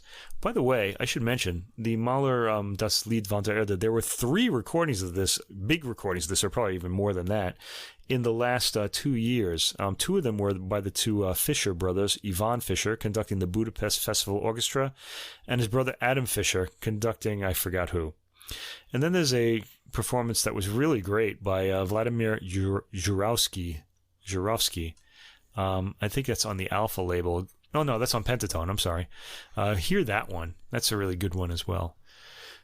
The point of this whole recording, though, is to hear the Mahler work and then to hear Xiaogang Yay's take on these poems. His work is called The Song of the Earth. The title is given in English, but the songs are all sung in Chinese. And in the text, in the booklet, we get the original Chinese text all written in kanji, the Chinese writing system. Now, and then there's an English translation, and the English translation tries to pick up the it's not written in sentences. It tries to pick up the sort of imagery given by the Chinese characters. It's trying to give a pretty direct translation, so you're going to have to fill in a lot of blanks. Now, Japan really isn't all that different. When Japanese people speak, they'll leave a lot of things unspoken, and your mind is sort of filling them all in. The problem is, in English, we don't do this. You have to kind of see the whole sentence. So especially if you're from New York. Yeah. I know, right? Hey, what are you giving me here? Tell me, speak English to me here. All right, so it's kind of odd, but I did appreciate the effort, let's say, because he wants us to know what these poems say in their original form. Okay, let's go into the Xiaogang Yay piece. This is also 6 movements. It uses all the same poems that the Mahler Das Lied von der Erde uses, but they're in a different order here. And it does end with the Abschied movement, by the way, except it's much shorter here. The first movement, Tale of Sorrowful Song. This is the full poem by Li Bai. All these poets, by the way, lived from the year 618 to 907. So these are very, very old texts from the Tang Dynasty. I was really curious to hear what Yay's music was going to sound like. It starts with a swirling orchestral figuration with metal percussion, which I think is a marimba in this case. Which wouldn't. The translation tries to capture the Chinese lack of articles, and it seems kind of weird. What comes across in them, though, is that the poems are suggestive or atmospheric. The orchestration is romantic and brash, and the vocal, which is sung here by the soprano Liping Zhang, again, Zhang being the family name. It's sung in the Western style, but with inflected Chinese language. It's kind of odd. So it's kind of like a Western style melodic line, but Chinese, unlike Japanese, by the way, is an inflected language, like different sort of swoops or sort of tones, ways of saying tones will change the meaning of the word that you're saying. So it's kind of interesting to hear here. I kind of wish I knew Chinese to kind of hear what she was doing with that. This particular movement sounds very Western to me. The second movement, Banquet at Tao Family's Pavilion, is another Li Bai poem, a setting of a Li Bai poem.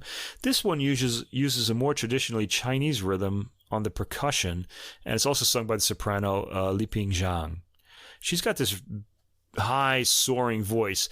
I forgot to mention also the soprano. This work is for soprano and baritone, filling out the Mahler work, which is for the 2 middle voices, tenor and originally alto, but in our case, mezzo-soprano.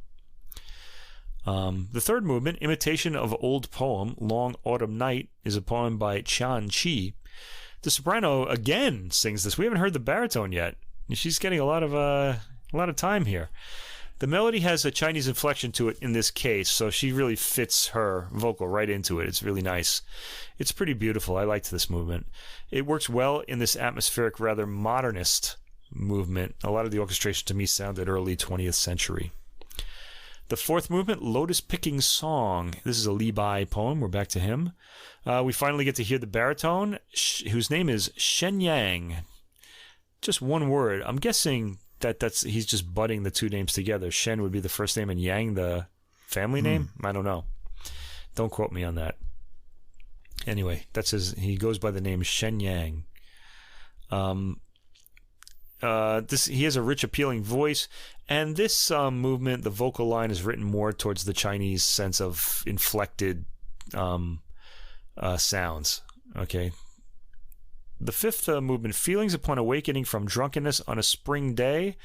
This is a Li Bao poem. Okay, we get the real feeling of Chinese and I guess North Asian, the feeling of drunkenness. It's got atmospheric orchestration, a pretty melody. This is the baritone again. He has a keening vocal at the end that apparently indicates his drunkenness. I can identify with this movement, yeah. Yeah, right? I mean, but it's the kind of drunkenness, it's not the one that gives you the existential angst. You know, they don't have that. There is an existential angst, but it's not heavy somehow. No. There's something different. It's a different quality to it. I mean, they do have this sense of the impermanence of things in Asia, but it's sort of more poetically stated than terrifyingly, shall we say. And the last movement, the sixth movement, Staying at Teacher's Mountain Retreat, Awaiting a Friend in Vain, and then the Farewell, the Abschied movement. This is the soprano, and Meng Haoran is the poet. The Farewell is written by Wang Wei.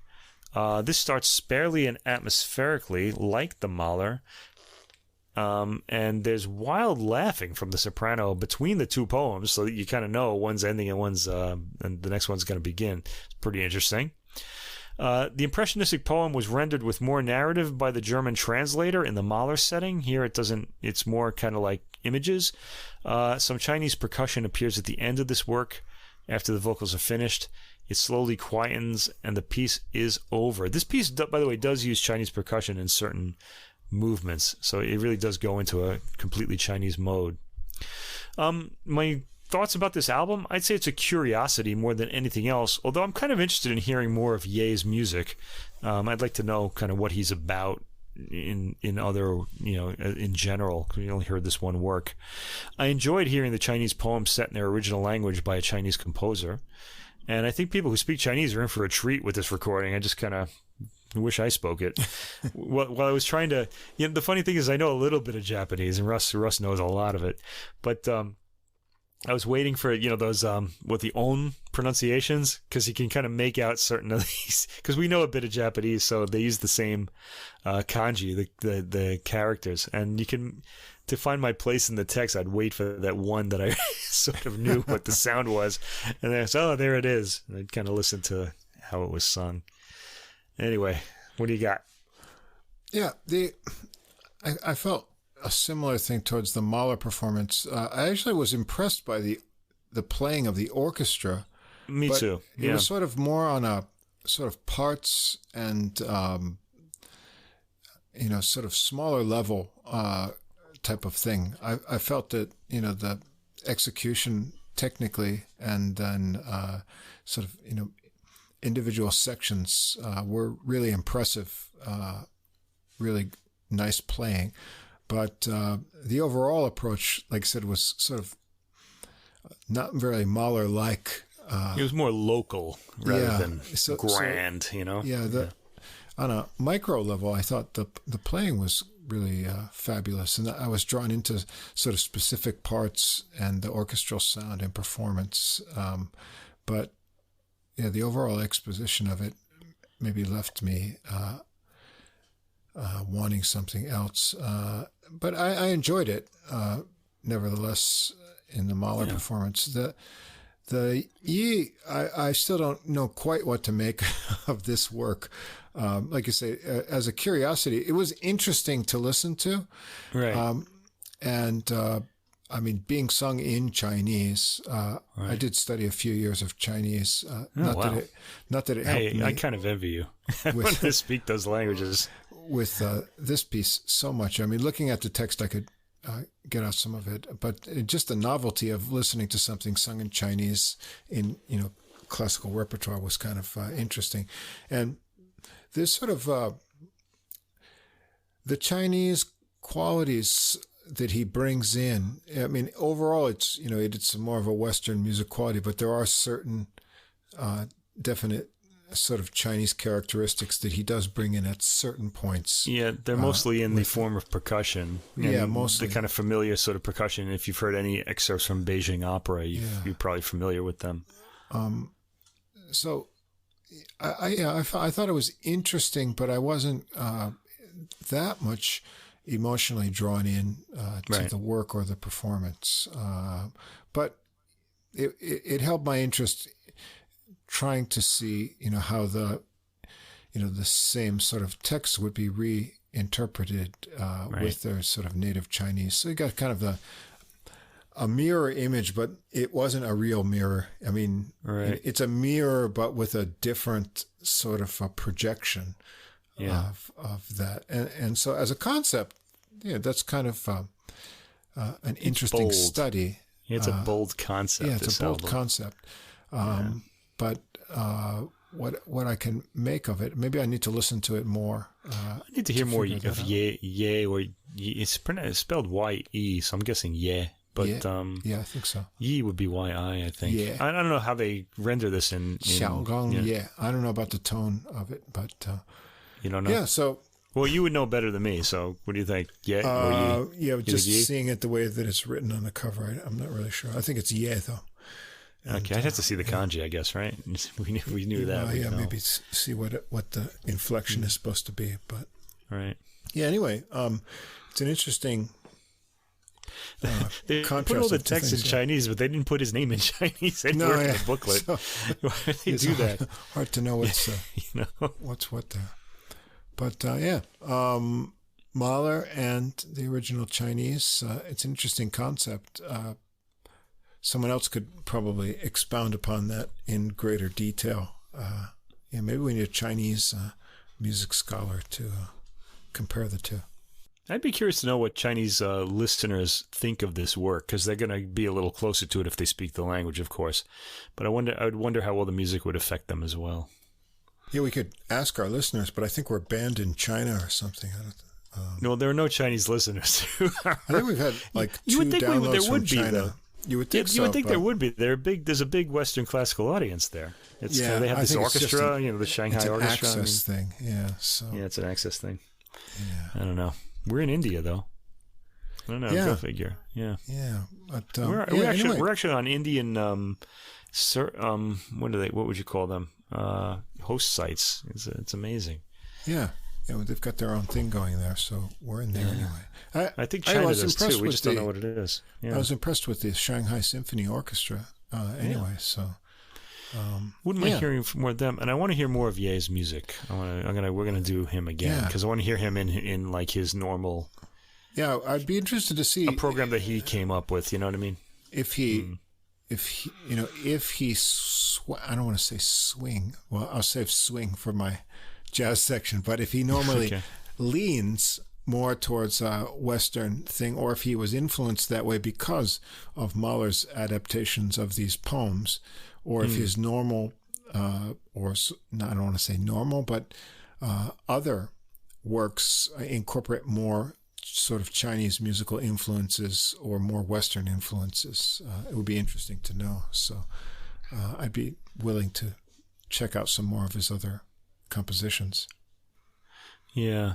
I feel like when they juxtapose, like, when you hear like Chinese percussion and then you hear like Western like type strings, they don't really meld into each other. They're always sort of very separate things. Yeah. I don't really feel like they go very well.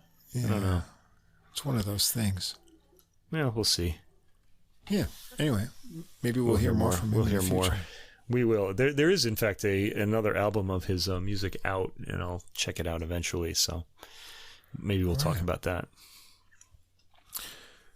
Is it jazz time? It is jazz time. All right. Okay. Yeah, so it took a long time to get here. Here we are. The theme, as I've organized, I've lots of things in the wings. And one of the things I have a lot of is trumpet releases. I've got enough to do like 3 episodes of just trumpet. Yeah, this is something Russ, I have to say, always has a lot of, being a trumpeter himself. So I think My instrument is basically the piano, so I always like hearing the piano too. And even in jazz, I don't play jazz piano though. A lot of everything stacked up. Well, me too, of course. I noticed that. I had a lot of trumpet releases, so I said, well, I've got to get some of these out there, and especially one goes back to August, so I said, we want to keep things as recent as possible. So the theme is trumpet players, and we're going to start young and fresh here. Young and fresh. Young and fresh. And that's with a young Scottish trumpeter, Sean Gibbs, with his debut recording on the Ubuntu label, When Can I See You Again?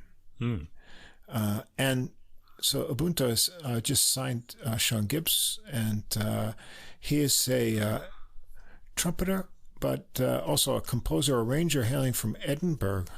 And he grew up playing with some ensembles, Tommy Smith Youth Orchestra, National Youth Orchestra of Scotland, and he finished his course there, and while he was there, he had some interaction with some great players, Kenny Garrett, Maria Schneider, Joe Lovano, Dave Holland, and others. And now he's residing. He met a lot of my favorites there. Yeah, he's in London, and he's in demand across the UK and abroad. He's a member of the Scottish National Jazz Orchestra, and so he's had a chance to perform with Kurt Elling, Kenny Washington, Martin Taylor, great guitarist, Koto Ozone, and others. And so here he is on his own, and I have to say, this is a really fine debut. It's a little bit short in length, but that's fine. Gives us hoping to listen to more. I think some of the compositions, as we'll hear a lot, in all styles of music, are kind of corona pandemic inspired things, as musicians were sort of left wondering when they're going to work again and what's going to come out in the music world from this. So they're introspective, but I have to say that Gibbs's compositions are very positive and uplifting in character, and he's a fine trumpet player. And so we're going to start out with his freshness here. So we've got Gibbs on trumpet, on tenor saxophone with him, Riley Stone Lonergan. On piano, Rob Brockway. Bass is handled by Callum Gourlay, and Jay Davis on drums. All compositions by Sean Gibbs. And we start out his recording with a tune called Internal Conflict. It sounds menacing, but by the title. But that funky groove doesn't give us any sense of some really nice unison horn lines with a bluesy flavor, and those are played across a real syncopated piano vamp. There's a rhythm section change up in the B section of the melody. Makes a nice contrast before it goes back to the vamp. Gibb takes the first solo. You get a sense of his nice agility on the trumpet. And then you get a sample of Stone Lonergan's tenor sound, nice rooted in traditionalism here. There's a lot of nice drum work underneath that by Davis here when they return to the melody. So a nice first composition. All the tunes here are really rooted in the post-bop tradition with a kind of bluesy thread tied through them. Yeah, I wanted to mention the trumpet solo in the opening piece of Internal Conflict. He plays. You talked about bop, yeah, exactly. But he plays in a different time to like the orchestra, like he's kind of almost against them. I thought that was really interesting as well. Yeah, nice rhythmic. It kind of threw me a little bit when I first. I was like, "Oh, what's?" Just trying to work it all out. Track 2 is called Happy Hour, and right from the beginning, you get a happy piano vamp for the intro. The horns stab in with a perky sounding line that has some nice spaces included. They shift from unison lines to harmonies when the beat changes up to a more Latin feel in the middle section of the melody. And then the same alternating pattern keeps up for the solos. So you've got that Latin switch off with the rhythm that was featured a lot in jazz. Gibbs is up first for the solo. Again, his melodies fit the uplifting chord changes to this tune, as does the more relaxed solo of Stone Lonergan following on sax. Brockway takes a piano solo, some nice syncopated left-hand work underneath his lines, and good locking in of the bass and drums tightly as the groove changes up. And then after the solos, the trumpet and sax trade off after the melody restatement. And this is a happy-sounding tune indeed. Makes you want to get right up to the bar after work. Well, that's why they're happy. Yeah, happy. Yeah, exactly. It's happy hour. Drinks are cheap. 3 is a tune called Mary, and sax sits out on this one, which is a pretty ballad with a good melodic movement that shows off Gibbs' rich tone. Gourlay is first up to solo on bass, and Davis stirs the pot with nice brush work on the drums. Gibbs is next, and he keeps it very melodic. His solo is nicely placed accents that show a really good sense of swing. Nice ballad tune here. 4th, the Grand Parade. This is like a ABA form tune with alternating patterns that riff, that lead into like a heavy swing section in the A pattern, then kind of continued swing through the B section. It's reminiscent of these kind of like 60s post-bop tunes. Stone Lonergan is up first on tenor, first solo, then Gibbs. And here his influences come out, I think. The articulation you'll hear in Gibbs' solo here is really Lee Morgan type in his lines. I haven't heard anyone with this kind of Morgan-influenced kind of articulation in a while, so I think it's really telling in that sense.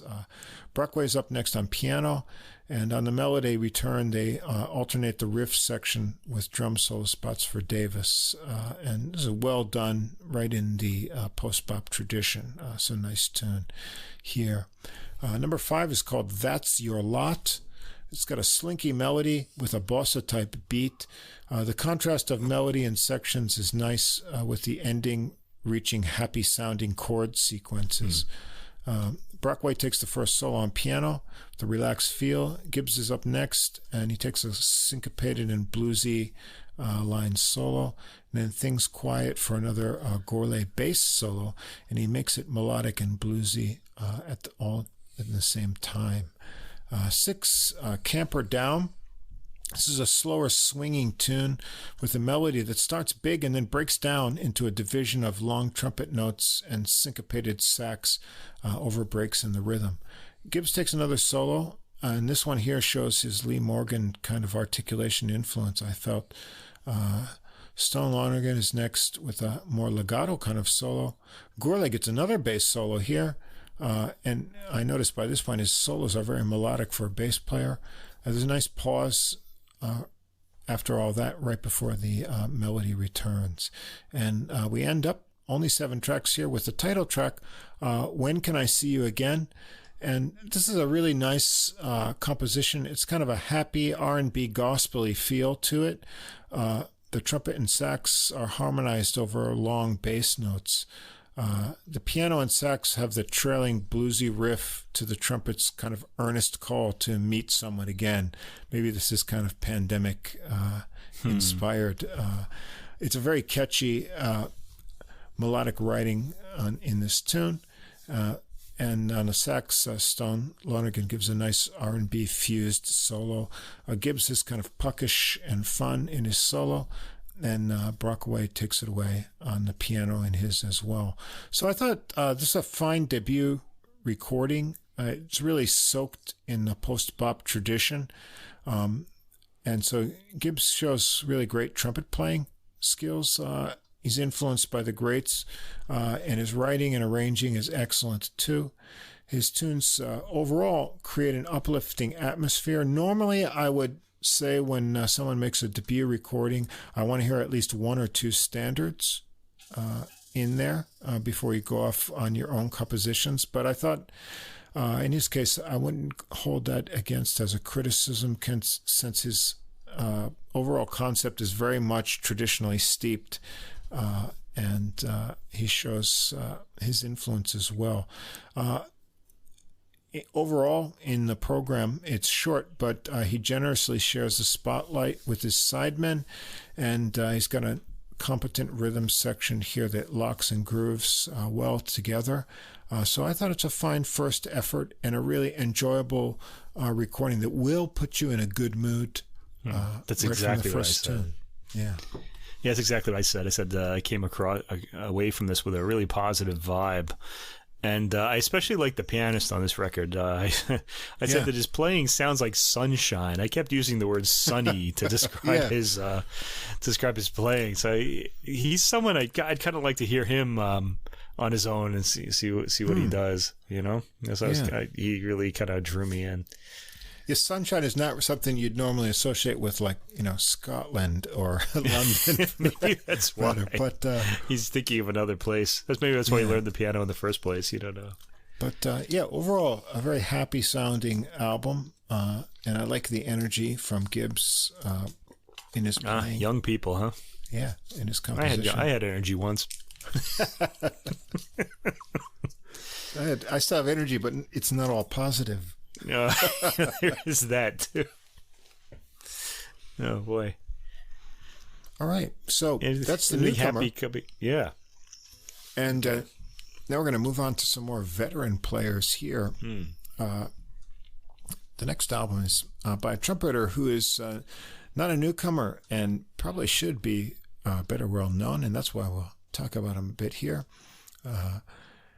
Alex Norris and his new release, Fleet from the Heat. This is on Steeplechase. He's a New York-based trumpet player who's played in all sorts of combinations, big bands, and as a sideman with lots of other groups. He's here on this new recording with tenor saxophonist Ari Ambrose, pianist Jeremy Manezia, Paul Gill on bass, and Brian Floody on drums. And we'll switch to a little bit more of a modern kind of feel and idea, not quite as upbeat as Gibbs, but some really interesting tunes here.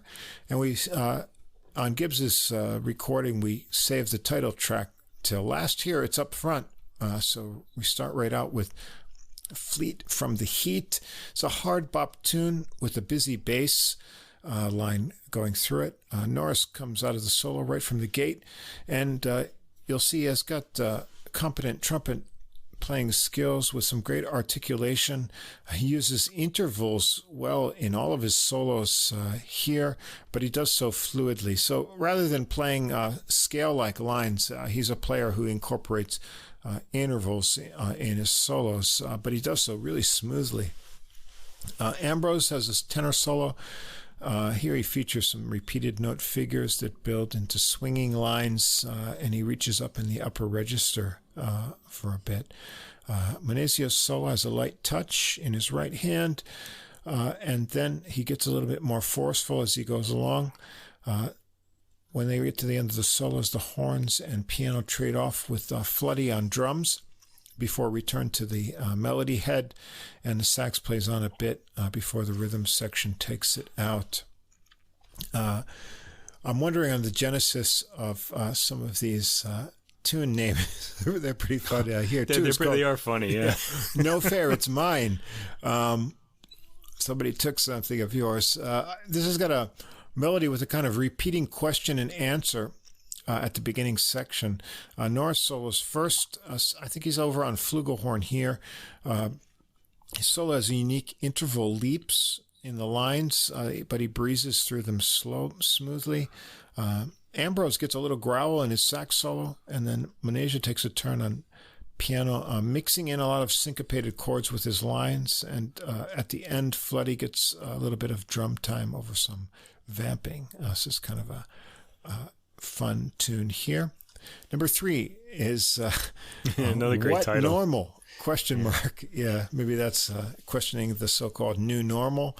This has got a marchy kind of even rhythm in the horns. that flows into Norris's swinging solo, which features some nice phrasing and some half-valve effects with varied articulation. Ambrose picks up on Norris's final trill in the solo and comes through with a smooth sax solo. It gets more bite as it builds into kind of low and high registers. Menegia's piano solo gets both bluesy and exploratory with harmonic kind of ideas, and then goes a quiet but rhythmic bass solo here as well. 4, we've got the kind of combination of terms in quarantemic. For number 4. Quarantine and pandemic, or quarantemic in one tune. It starts off with a dissonant piano riff that opens to halting horn lines, and here he's using the Harmon muted trumpet in this tune. Menegia is up first with an interesting solo that's based around kind of a modulating scale figure. Ambrose has a slinky solo, and then Norris keeps the Harmon mute in for a kind of agile trumpet solo, again using a lot of intervals in his lines. And 5 is a Ballad for 2020. This is, I think he switches over to flugelhorn here. There's a nice lush tone for the ballad. The sax sits out. It's very pretty, but it's kind of interesting. There's a rising bass figure that's also doubled by the piano at the end of the phrase that kind of introduces a sense of worry for contrast of the pretty melody. So when they get to the end of each phrase, if you listen, you'll hear that kind of rising bass phrase. It's a bit of like maybe doubt or something.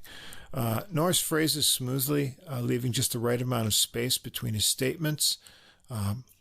Menegia has a nice piano solo. It starts with a wash of notes. Then he has some lovely runs and trills. 6, another great title, Dude, Where's My Deli? Oh, you must be from New York. Yeah. This is a funky beat tune with some snaking horn lines. It's got the same kind of beat feel as Lee Morgan's Sidewinder, if you know that tune. However, it introduces some more dissonance into there. Ambrose starts out and ends his solo with kind of a bluesy crying riffs.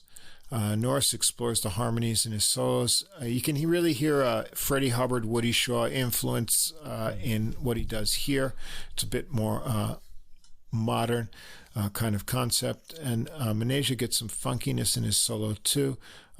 This tune has interesting chord changes and a kind of a unique melody length in the phrases. So I don't know what happened to his deli, but it made a good tune. I think they're closing down because of the pandemic. Yeah, it probably. could have been. You know, his deli closed down. That is sad. Having grown up in New York, I can tell you. I miss those giant deli sandwiches. What do they call it? The Dagwood. Yeah. There's a new restaurant term, ghost kitchens or something. It's like these restaurants that don't, they might have like 4 restaurant names and placards, but it's like all the same guys cooking in one kitchen. So they're making pizzas, Mexican food, and French all in the same kitchen. And Uber Eats is just picking them up, based on people's orders or something. So yeah, that's interesting. I don't know. Some real talent in those kitchens, I can tell you. Must be. They're doing all that. 7 here is called Holiday Blues. This is an interesting tune. It's got some different sections in it. The first is over kind of open chiming piano chords, and there's an ominous bass figure in the final section. The solos all swing along with a mix of bluesy phrases and expanded harmonies. Gil gets an intriguing bass solo here on this tune that's both melodic and rhythmically complex. Track 8 is called The Untamed Land. Yeah. This is a cool theme. It's got accented unison descending horn lines that are contrasted with the swinging section. It ends in kind of a fermata, so it's a slight hold on that note, but then the bass walks out of that swinging, and then it goes right into Norris's solo. He's got some real advanced harmonic ideas, again, that allude to Woody Shaw's kind of concepts. They return to the last descending line and fermata again, and then the bass walk out for each of the solos, which is a really cool kind of compositional interlude to put in. I did enjoy that kind of, knowing that. Cool, so it's almost like somebody's coming out introducing, like the MC. The bass is like the MC. And then do the bass walks in, right? So that's what you get here. Ambrose goes next. He's got some nice harmonic explorations, some wailing in his solo. Mannheim solo is complex on piano, has a lot of modulating figures. He moves around with ease. And then finally, Floody gets some drum space here before they go through and give you the whole theme again. So it's kind of a nice structural concept to give you that little interlude with a part of the theme. Yeah, I want to give the pianist a shout out on this album too, by the way, because my ear kept being drawn to him. I really did like his playing. He's got a lot of traditional jazz ideas, a beautiful sound. He's even got a bit of these Debussy kind of harmonies and sort of figuration in his playing at times as well. So I kept, I really was waiting for his solos a lot of times. I really enjoyed them. But even, as you say, even his backing, his harmonic choices, the voicing of the chords stands out. Right. And I think, it seems like a small detail. Oh, the pianist is going to voice the chord this way. But I think, that gets into the soloist's ears and it influences what they play too. So I think it's a nice choice by Norris to pick Mannheim's. The chords, even the weight of the the volume that they're playing the comping those chords at too, things like that. It's just like a touch. It sets like a whole feel. It's the piano really helps in the concept of this whole album. Number 9 is called Night Bus, which it's got a swinging melody and harmonized long tone horn lines. Norris plays I thought of that as the bus horn, actually. I wonder if he's thinking that there. Yeah. I didn't think of that, but that's interesting. Yeah. Well, maybe. Yeah. Norris plays quite melodic ideas in his solo here. Relaxed sense of swing and phrasing. When Ambrose comes in, he keeps the relaxed feel in his solo, but he adds some flurries of notes and a few biting articulation examples. Mannheim on the piano mixes kind of loose phrases with some runs and accented chords. Then he adds some lower register kind of dissonant chords in spots for variety. I don't know what this was inspired by. Maybe taking the overnight bus on a trip to somewhere or something. But I was thinking of here in Japan, like if you had landed in like Tokyo and you had to get back into the Kansai area, you had to take that cheap overnight bus with all the other weird characters. And with the quarantine thing now, they're sort of requiring that you sort of I don't know, get out of town in 24 hours, or now it's even worse. You have to stay. It's kind of or get a ride home or something. The creatures you meet on the night bus or something. I applied this to our own situation when I heard it. So I guess that's what it's the listeners' privilege, shall we say. There were a few times back in my university days when I would come home for break and then go across the old New York State on the night bus. Right. And I encountered some pretty strange characters. Yeah, they like those night buses, boy. On stops along the way. Yeah, right. In all those places along the way, Utica, Rochester, and going out there. Yeah. Woo. America's got a lot of those kind of people, man. Yeah, it does. Yeah. I know. Whew. People that haunt the night. The night creatures on the night bus. And finally, we're going to end up this album with the best title of all. Yeah, Grapple with a Snapple. A play on the old Charlie Parker Scrapple from the Apple, referring to the tea drink here. This one trying to open it. I kind of had tried this to whole image of not being this, able to really tight thing of tea. It's got some brisk swinging theme with chasing horn lines. Mannheim jumps right out of the gate with a swinging solo featuring lots of syncopated left-hand chords. Norris has a really agile solo, some melodic surprises amid the hard swinging lines.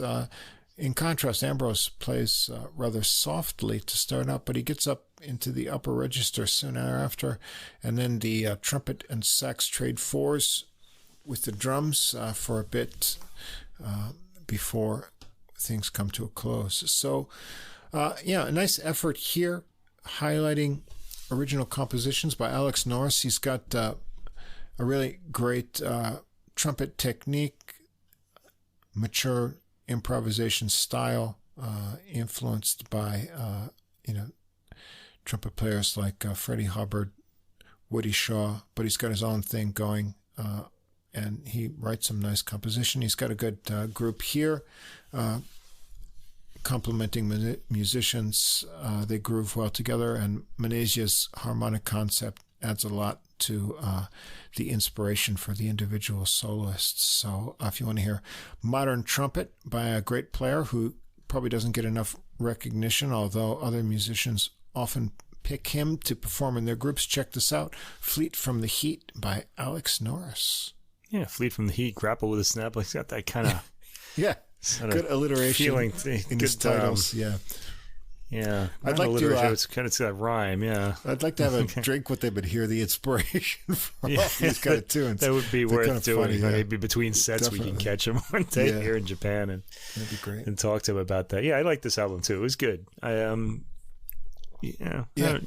was a little more of an intellectual listen, which is always a good thing, I think. Yeah. I mean, if you really know your jazz, like I think you probably got a lot more out of this than I did. I liked it a lot, but I mean, because you were able to pull out the things from the past players that he's adding.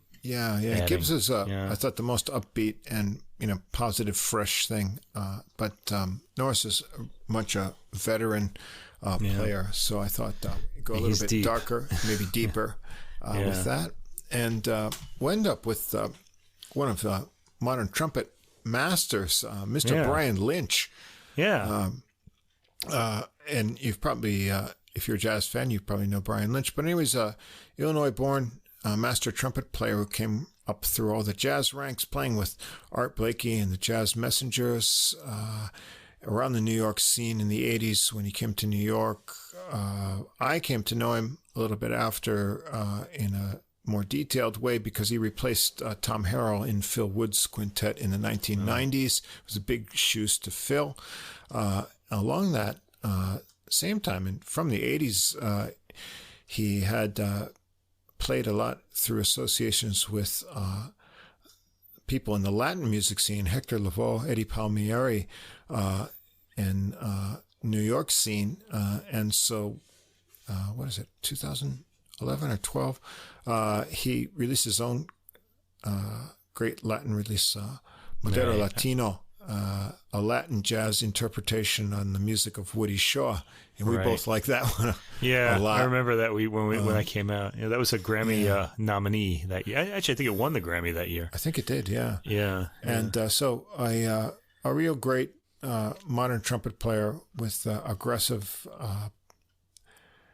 soloing style, who's played with bright tone. Oh, the greats. And so here on his new project, which is called Songbook Volume 1, Bus Stop Serenade. This is on Holistic Music Works. The idea here is to revisit his own original compositions that he's composed, playing with various ensembles and groups over the years. And so what he says is that, I'll just paraphrase his quotes here, but he got attached to the tunes that he's written over the years and felt that they would benefit from like new versions and form that would introduce them, to contemporary listeners. They may have not heard them the first time around. And so he picked up these original compositions of his own with a group of players that he thought represented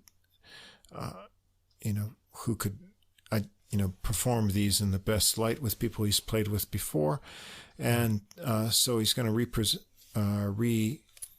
represent these here in a new format here. And so what's really cool about this approach. This is another kind of mirror thing. I think we're going to go for that for our title today. Title, we got this mirror thing going on.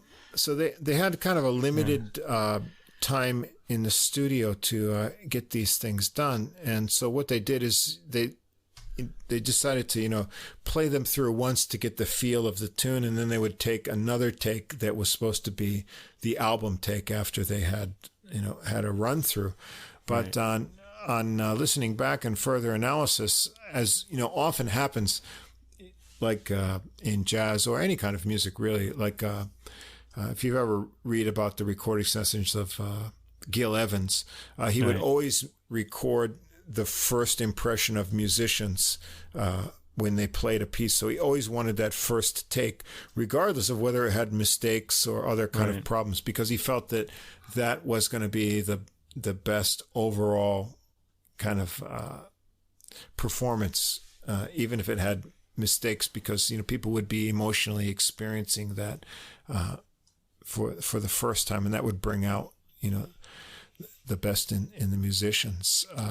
And I get that. It's playing in bands. You sort of it can be sloppy the first time, but you reach a peak, and then if you just keep doing it gets worse and worse. You get diminishing.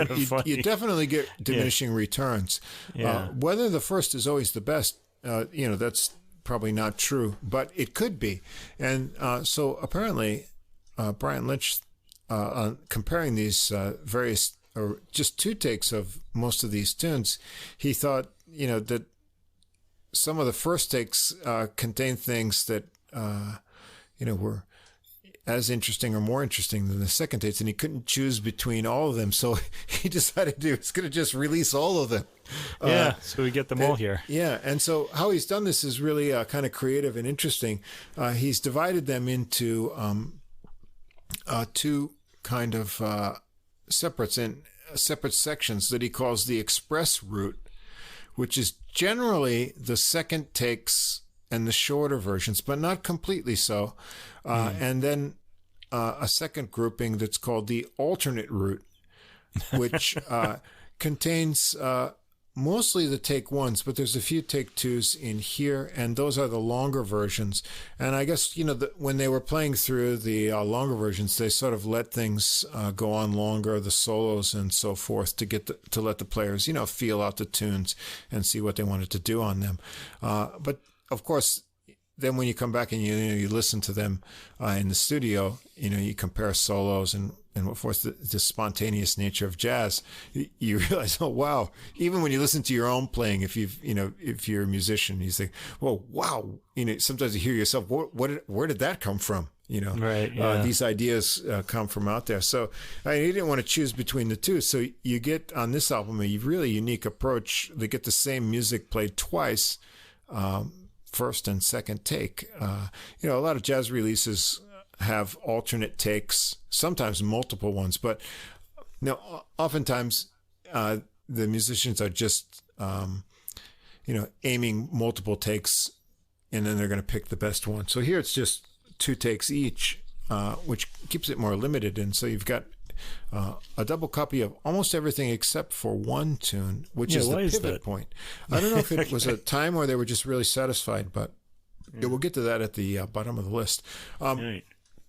Anyway, this is a really good experience for me because I've always liked Lynch's trumpet playing, and I know that he was a capable composer, but I never really focused in on his composition style. So I got to learn a few things about his composition style, one of which is that he likes to incorporate a type of counterpoint into his compositions, which features a kind of contrasting bass line that he must hear in his mind to his melodic lines, and that's always like doubled. It's in the bass and in the left hand of the piano, and that features a lot in these compositions. And he's got a lot of variety and style, and he also plays tribute to some jazz masters of the trumpet in here.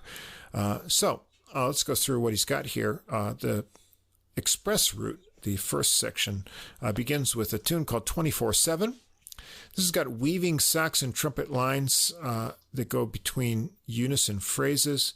There's alternating sections of straight and swinging time here. That's highlighted by excellent bass patterns and walking sections by Boris Kozlov, bass player we've heard a couple times here, with Art Hirahara, Dave Kikoski, and great interplay here between Brian Lynch and Jim Snedero on alto saxophone. I should probably introduce the band here. I think I got too excited and skipped that. So in addition to Lynch on trumpet and flugelhorn, we've got Jim Snedero on alto saxophone, Orrin Evans on piano, who we often hear on Smoke Sessions Records, and we did, I think we covered one of his big band releases here recently. We've got Boris Kozlov on bass and Donald Edwards on drums. And so the first tune here highlights all the players and has some great horn line interplay between Lynch and Snedero. The second tune, Affinique. This is a bossa beat tune. It's got really attractive horn lines that stop and go, and those are set over a bass line that has its own type of unique movement. It starts off with a very meaty Kozlov bass solo that's really cool. Very fluid and precise Lynch solo here. Snedero is relatively more relaxed, but he picks out some individual notes to highlight, and also features a nice Evans solo as well. So Orrin Evans is one of these kind of piano players who he's kind of, off to the side of what you expect from piano players to play. He always picks sort of interesting colored tones in his harmonies, and he doesn't really copy the kind of phrasings and things of other players. So you never really know what he's going to do on any kind of tune. So I kind of like his sort of unpredictable nature when it comes to solos. Right. Yeah. No, I feel the same way. Yeah. Sometimes I'm like, what was that all about? And then sometimes like, that was really cool. It's like, I think this one was like, what's that all about? Yeah, a little bit. Yeah. In this piece. Yeah. Right. The third tune is called On the Dot. This has got a drum intro by Edwards into really some hard swinging horn lines. The melody includes a drum break as part of the writing phrases. It's got a really tight and swinging solo by Lynch, and Snedero swings melodically as well. Evans has actually a real focused solo here. And inside of that, the interplay with the bass and drums is really tight. So he's soloing, but the way the drum and bass kind of inspire him is important in what he decides to play. Track 4, Bus Stop Serenade. This one is a medium swing tune. It's got attractive horn lines, and that also has a kind of bass answer phrases that are doubled in the left hand of the piano. So this is that kind of counterpoint I was talking about. This is the first tune where that stands out. And I like how he kind of has this in his concept. So you've got the standard line, and usually when the horns are holding out a note, you'll hear that sort of rising and falling bass counterpoint to that. It's got really nice solos all around, sax, trumpet, and piano. Kozlov gets a good solo here, and in his bass solo, he quotes a little bit of "If I Should Lose You," do do do do do, and then you get that. So, he is such a great bass player. Lots of melodic ideas, but always keeping rhythmic time too. So his bass playing is really featured well on this album. 5 is a tune called Clairvoyance. It's a samba beat tune. Really nice horn arrangement on this one.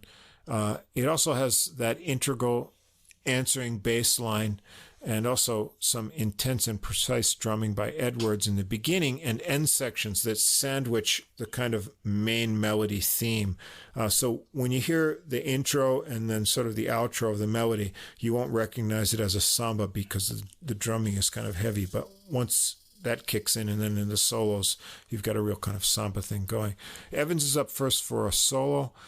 There's a reprise of the melody also, and then Lynch solos, and there's no return to the melody between the trumpet and the sax solo by Sneddero, but they do return to that a little bit before Kozlov gets a solo, and then after they return to the melody for a final time, Edwards gets a little bit of a solo time over a chord vamp by Evans before the horns return for one more shot to the end. Track 6. Oh, go ahead. I thought Kozlov had a lot of room in this particular piece to solo. He gets a long solo, and it's all really great. It starts with this kind of funky walking bass sort of thing. It's really cool. He seems to be able to fit like all these things in even in a short amount of time. He's got like these cool rhythmic ideas, very melodic for a bass player, and exciting. Yeah. I also wanted to point out about this. The name of this piece, Clairvoyance, is spelled Claire. So it's kind of a little pun on the girl's name, Claire. Yeah. Clairvoyance. I thought that was really cute. And allude to some chick. Some chick. Lady. I'm sorry. Lady. I'm sorry. How dare I? How dare you say that? Well. Are there any ladies listening by this point? If you are, adultmusicpodcast@gmail.com. We're adults here. Yeah. Send us a message. I think we're adult music because adults listen to us, not because we're adults. Maybe they do. If they're still awake by this point.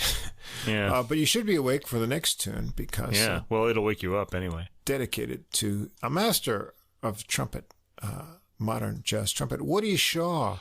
This is a Shaw-inspired melody with those kind of intervals, fourths and whatnot that Woody Shaw would play. It's got a driving beat. The beginning section has an answering bass line again over a Latin straight beat, and then the second section switches to a swinging rhythmic pattern that the horns are featured over, and that alternating swing and straight Latin rhythm also goes through the solos, which often inspires the player as the tempo switches to push it along. Lynch is really on fire with the solo here. Sneddero keeps that going with the burning. Great drumming by Edwards as he mixes up the rhythms between the swing and the complicated straight patterns. Evans has a really intense solo here too, and then they trade off patterns with the drums between the soloists. And when they come to the exchanges, when it comes to Evans' turn, he has this really intense, like two-handed rhythmic tirade in one of his exchanges, like, and he's just like rips up the keyboard. You're not really ready for it, but it's kind of cool on this tune. I sort of mentioned Lynch. Every track I've ever heard of him, I haven't really heard everything. He's always on fire. He just he's really aggressive and just sounds like this big, bright tone all the time. He's really enjoyable to listen to. I just get sucked in right away. Yeah. And this very long album really wasn't any difficulty to get through, really, He's like a full bore, straight on trumpet player with massive technique and good concepts, and also sort of limitless creativity. He does seem to just never run out of ideas. Really fantastic. Next track is called Before the First Cup. This one starts with a loping bass line that's doubled with piano, and it starts out, and it's a waltz tune. The horns dance in. Kozlov gets the first solo on this one. Then Lynch is coming in here. I think he's on flugelhorn, kind of lyrical sound. Sneddero comes in. He's got a laid-back solo to match the waltzing mood. Evans has a solo here as well. Edwards' fills and textures stand out throughout with the waltz rhythm. And then at the end, Lynch and Sneddero weave lines together in the outro before they join back in on a riff. So we've got a little waltzing contrast here. Track 8 is another dedication to kind of an unsung great trumpet player, Charles Tolliver, another fine post-bop jazz trumpeter. It's a really cool tune. It starts out with this stately horn riff. It's almost like an Egyptian fanfare, and it's played over this kind of open fifth, like it's a F and C, boom, in the piano in the left hand. It sounds kind of imposing. So that's sort of the opening. Then it moves to a more kind of bluesy section in the middle of the melody, and it hits that riff again. And they'll bring the riff back again between the solos, as sort of a transition, which is kind of a cool compositional feature. It gives you a little kind of reset in the solos. Lynch has a real ripping solo here, accented standout notes, bluesy phrases, and then everyone solos here. Evans, Kozlov, Edwards, they dig on the groove to push him along, or in Lynch's solo rather. It's one of these places where that intensity of the swing really picks up and comes back there. Sonnedero gets some outside squawks. And, normally he's a great player, but he's not sort of emotionally let off. But here he sort of goes out into a kind of an outside the harmony kind of excursion, which is cool. And then he comes back in and brings it to a bluesy focus. And then after his solo, it's sort of the riff comes back, and then the tune sort of dissolves, and that swing drive and everything disappears, and it gets kind of like amorphous, which is good for Evans because he likes that kind of out there thing. And then that's the start of his solo, but he really pulls it back in and gets this like really cool groove going with some accented chords in his lines. And so it's sort of like a reset of the tune before they finish out his solo and come back. If you haven't heard Charles Tolliver on trumpet, he doesn't get enough attention, but a fine trumpeter on his own. And it's nice that Lynch pays him a tribute here. And then the last tune in the first section of the express route is sort of the pivot, and this is called Keep Your Circle Small. And you only hear this once on the album. It's a hard-driving tune with cool horn lines. Also features a bass, doubled bass line piano, and the bass that's a counterpoint to the melody. Lynch has an uplifting solo, lots of rhythmic variations. Sonnedero has inspired solo too, and Evans has got a comparatively rhythmically interesting solo here, right, that again, ends in some unexpected intervals. It's like ding, ding, ding, ding, and then it's out. It's like, whoa. Odd accents, odd twist to the melody. There's a lot in there. Yeah, he's a player that always keeps you on his toes. And so that's the first section. And then the remainder of the album, or I guess on CD it's a second disc, is called The Alternate Route. And so here you get mostly the first takes, but they're in a different order. So track 10, you're going to get the first take of On the Dot. Track 11 is Charles Tolliver, take 1. Track 12, Before the First Cup, take 1. Track 13, Woody Shaw, take 1. Before the First Cup, take 2, I think. Is it? I think so, yeah. That's, I can check again. But I'm not sure. Anyway. Anyway. Then we got Woody Shaw, take 1. Clairvoyance, take 2. Bus Stop Serenade, take 1. Effenique, take 1. 24/7, take 1. Now, I think Effenique is also take 2. Is that? I've got here. This one I can probably check. Let me see without playing it. Because I only got these on Deezer, so I gotta. Yeah, I copied this from the. Deezer listings could be wrong. Effenique is take 2 is absolutely take 2. Sometimes the Deezer ones, the ordering is okay. Sometimes the ordering is different. I got these from Sound in Depth magazine. Okay. Yeah.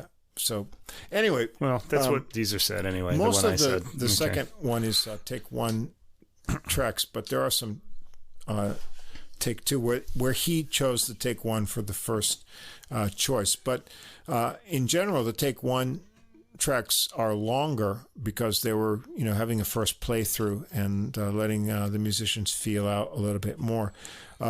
So what you'll get is some more extended solos, maybe some more adventurous things. You can compare them directly if you want. I would at least suggest checking out the Woody Shaw original take. This one is over 10 minutes long, but not that the solo on take two by Lynch is shabby in any way, but the take one is really different in character. It's kind of really smoking extended solo, and the Evans solo on the take one is really kind of keeping that inspired move. You got a choice here to hear all of the different takes here. Most of the ones on the alternate route are a little bit more extended, maybe not as polished, but sometimes they contain some real creative gems.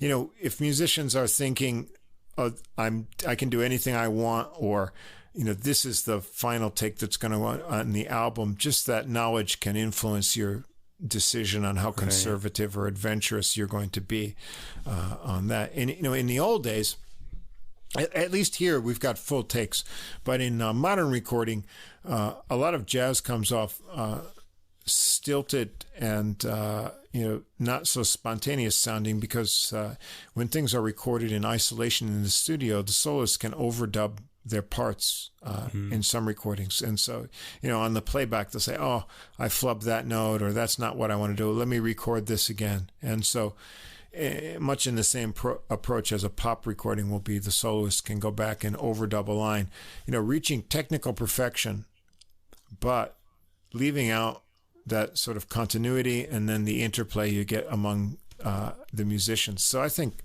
in my opinion,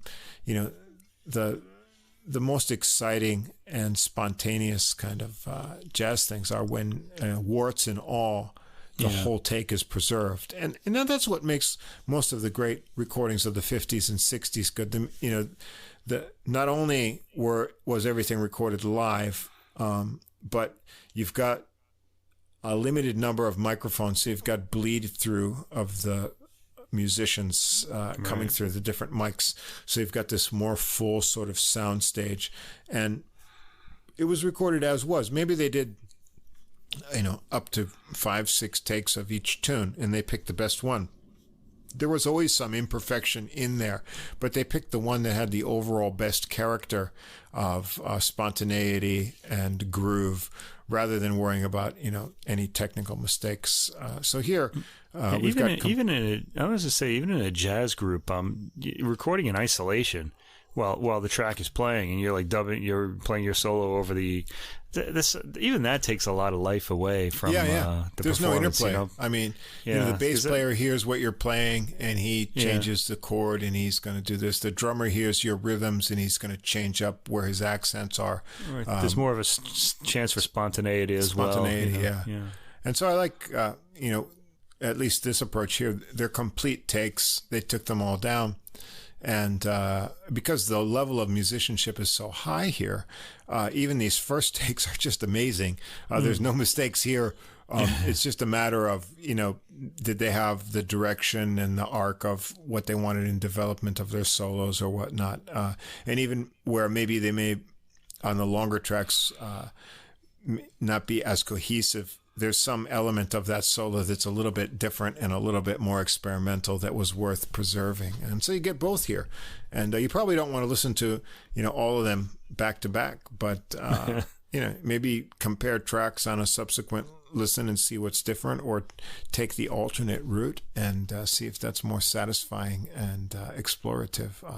In any case, it's a nice feature for Lynch's work as a composer, all in one place, and another example of his masterful trumpet playing.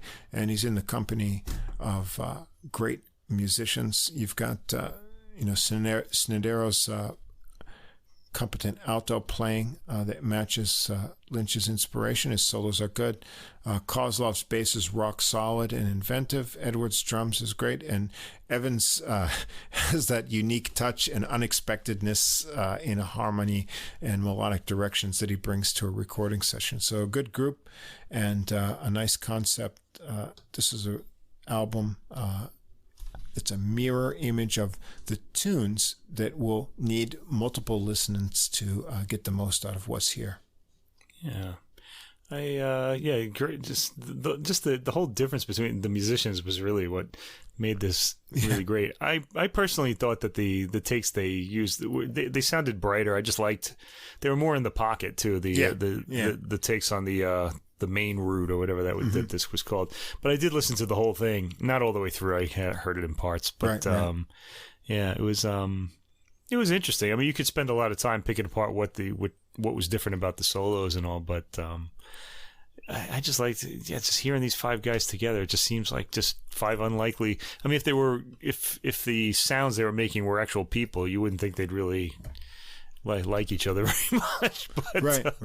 Well, they wouldn't get along, but they really create something really extraordinary here. I think that's this is Lynch's pick of people that he's played with on various projects through his career, and so I think he picked them for the unique aspects that they brought, and the unique aspects they have are really unique even from each other. Unique, Yeah. They create something magical. I don't know what to make of Evans playing, even though I've listened to him a lot in the last year. He's always sort of surprises me.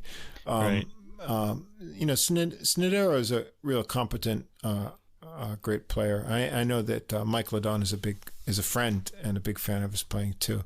And so I know that he's well respected, and especially players want him as a sideman. And I'm more and more interested in Kozlov as sort of this kind of bass player who can do a lot, even when he has a small window of opportunity to get his ideas in there. And he's really cool. Yeah. And there it is. We are through with the podcast, and I am completely healed from my cold. Oh, great. The tea and all the talking about music has made me feel energetic and younger and healthier. So, mirror on the wall, who's the healthiest, handsomest of them all? It must be Mike over there. Yeah, maybe. He's glowing. We'll post pictures of me one. That's because I have the light shined on me. Oh, yeah, it's a light on your head. That's right. It's the light on my bald head. That's what that is. Yeah, so I don't know. I could do 2 more episodes of all trumpet recordings. What should I do? I don't know. Yeah. I got some good, interesting stuff coming up next week, though. I can tell you that. Oh. Including a double. There's going to be a double because of 2 releases came out the same year, so I figured I may as well do both of them instead of choose one. All right. Well, I will try to match your And next theme. week we have another contemporary composer, so I'm kind of happy we're getting a lot of contemporary music out there because classical music is still being written, and I want everybody to know that and to listen. Got to hear the new stuff as well as the old. Rediscovering the old, finding the best in the new. Yeah, and we're also going to rediscover some old music that we've never heard before last week, too, in the Baroque category, so that'll be fun as well. You see, that's the real usefulness to the listener of adult music. It's music for the mature mind, but how are you going to approach and scour all of these new releases, find out what to listen to? Leave that to us. We'll give you at least 6 to 8 hours each week of things to listen to. You can listen to us describe it in excruciatingly detailed analysis, or you could just go to the Spotify and just turn it on and see what you think. I kind of hope a lot of people do that, I hope they do. But we're always looking for the best in new recordings of old music, new music, rediscovered music, forgotten music, all in one place every week. And we want you to discover new things, not just hear the same old things over and over. Yeah, we've got to keep expanding our musical palette, but returning to the good things at the same time. Yeah. So this has been episode 36 of Adult Music, the podcast with music for the mature mind. We hope you've enjoyed everything. Again, please do like, comment on whatever platform you're on. Come over to Deezer to check out our playlist with all these tunes and albums in one place that you can listen to all at once. You can also find the podcast there, or check us out on podbean.com, where all the links are sure to work, and you can follow us there as well. And if you'd like to write to us directly, we'd appreciate to hear from you. Our contact address is adultmusicpodcast, all one word, at gmail.com. And we'll be back next week with episode 37 with contemporary classical music and some and some old and some fresh jazz too. So turn in and it'll all be magical. It'll be magical for sure in episode 37 next week, and we'll see you again next time.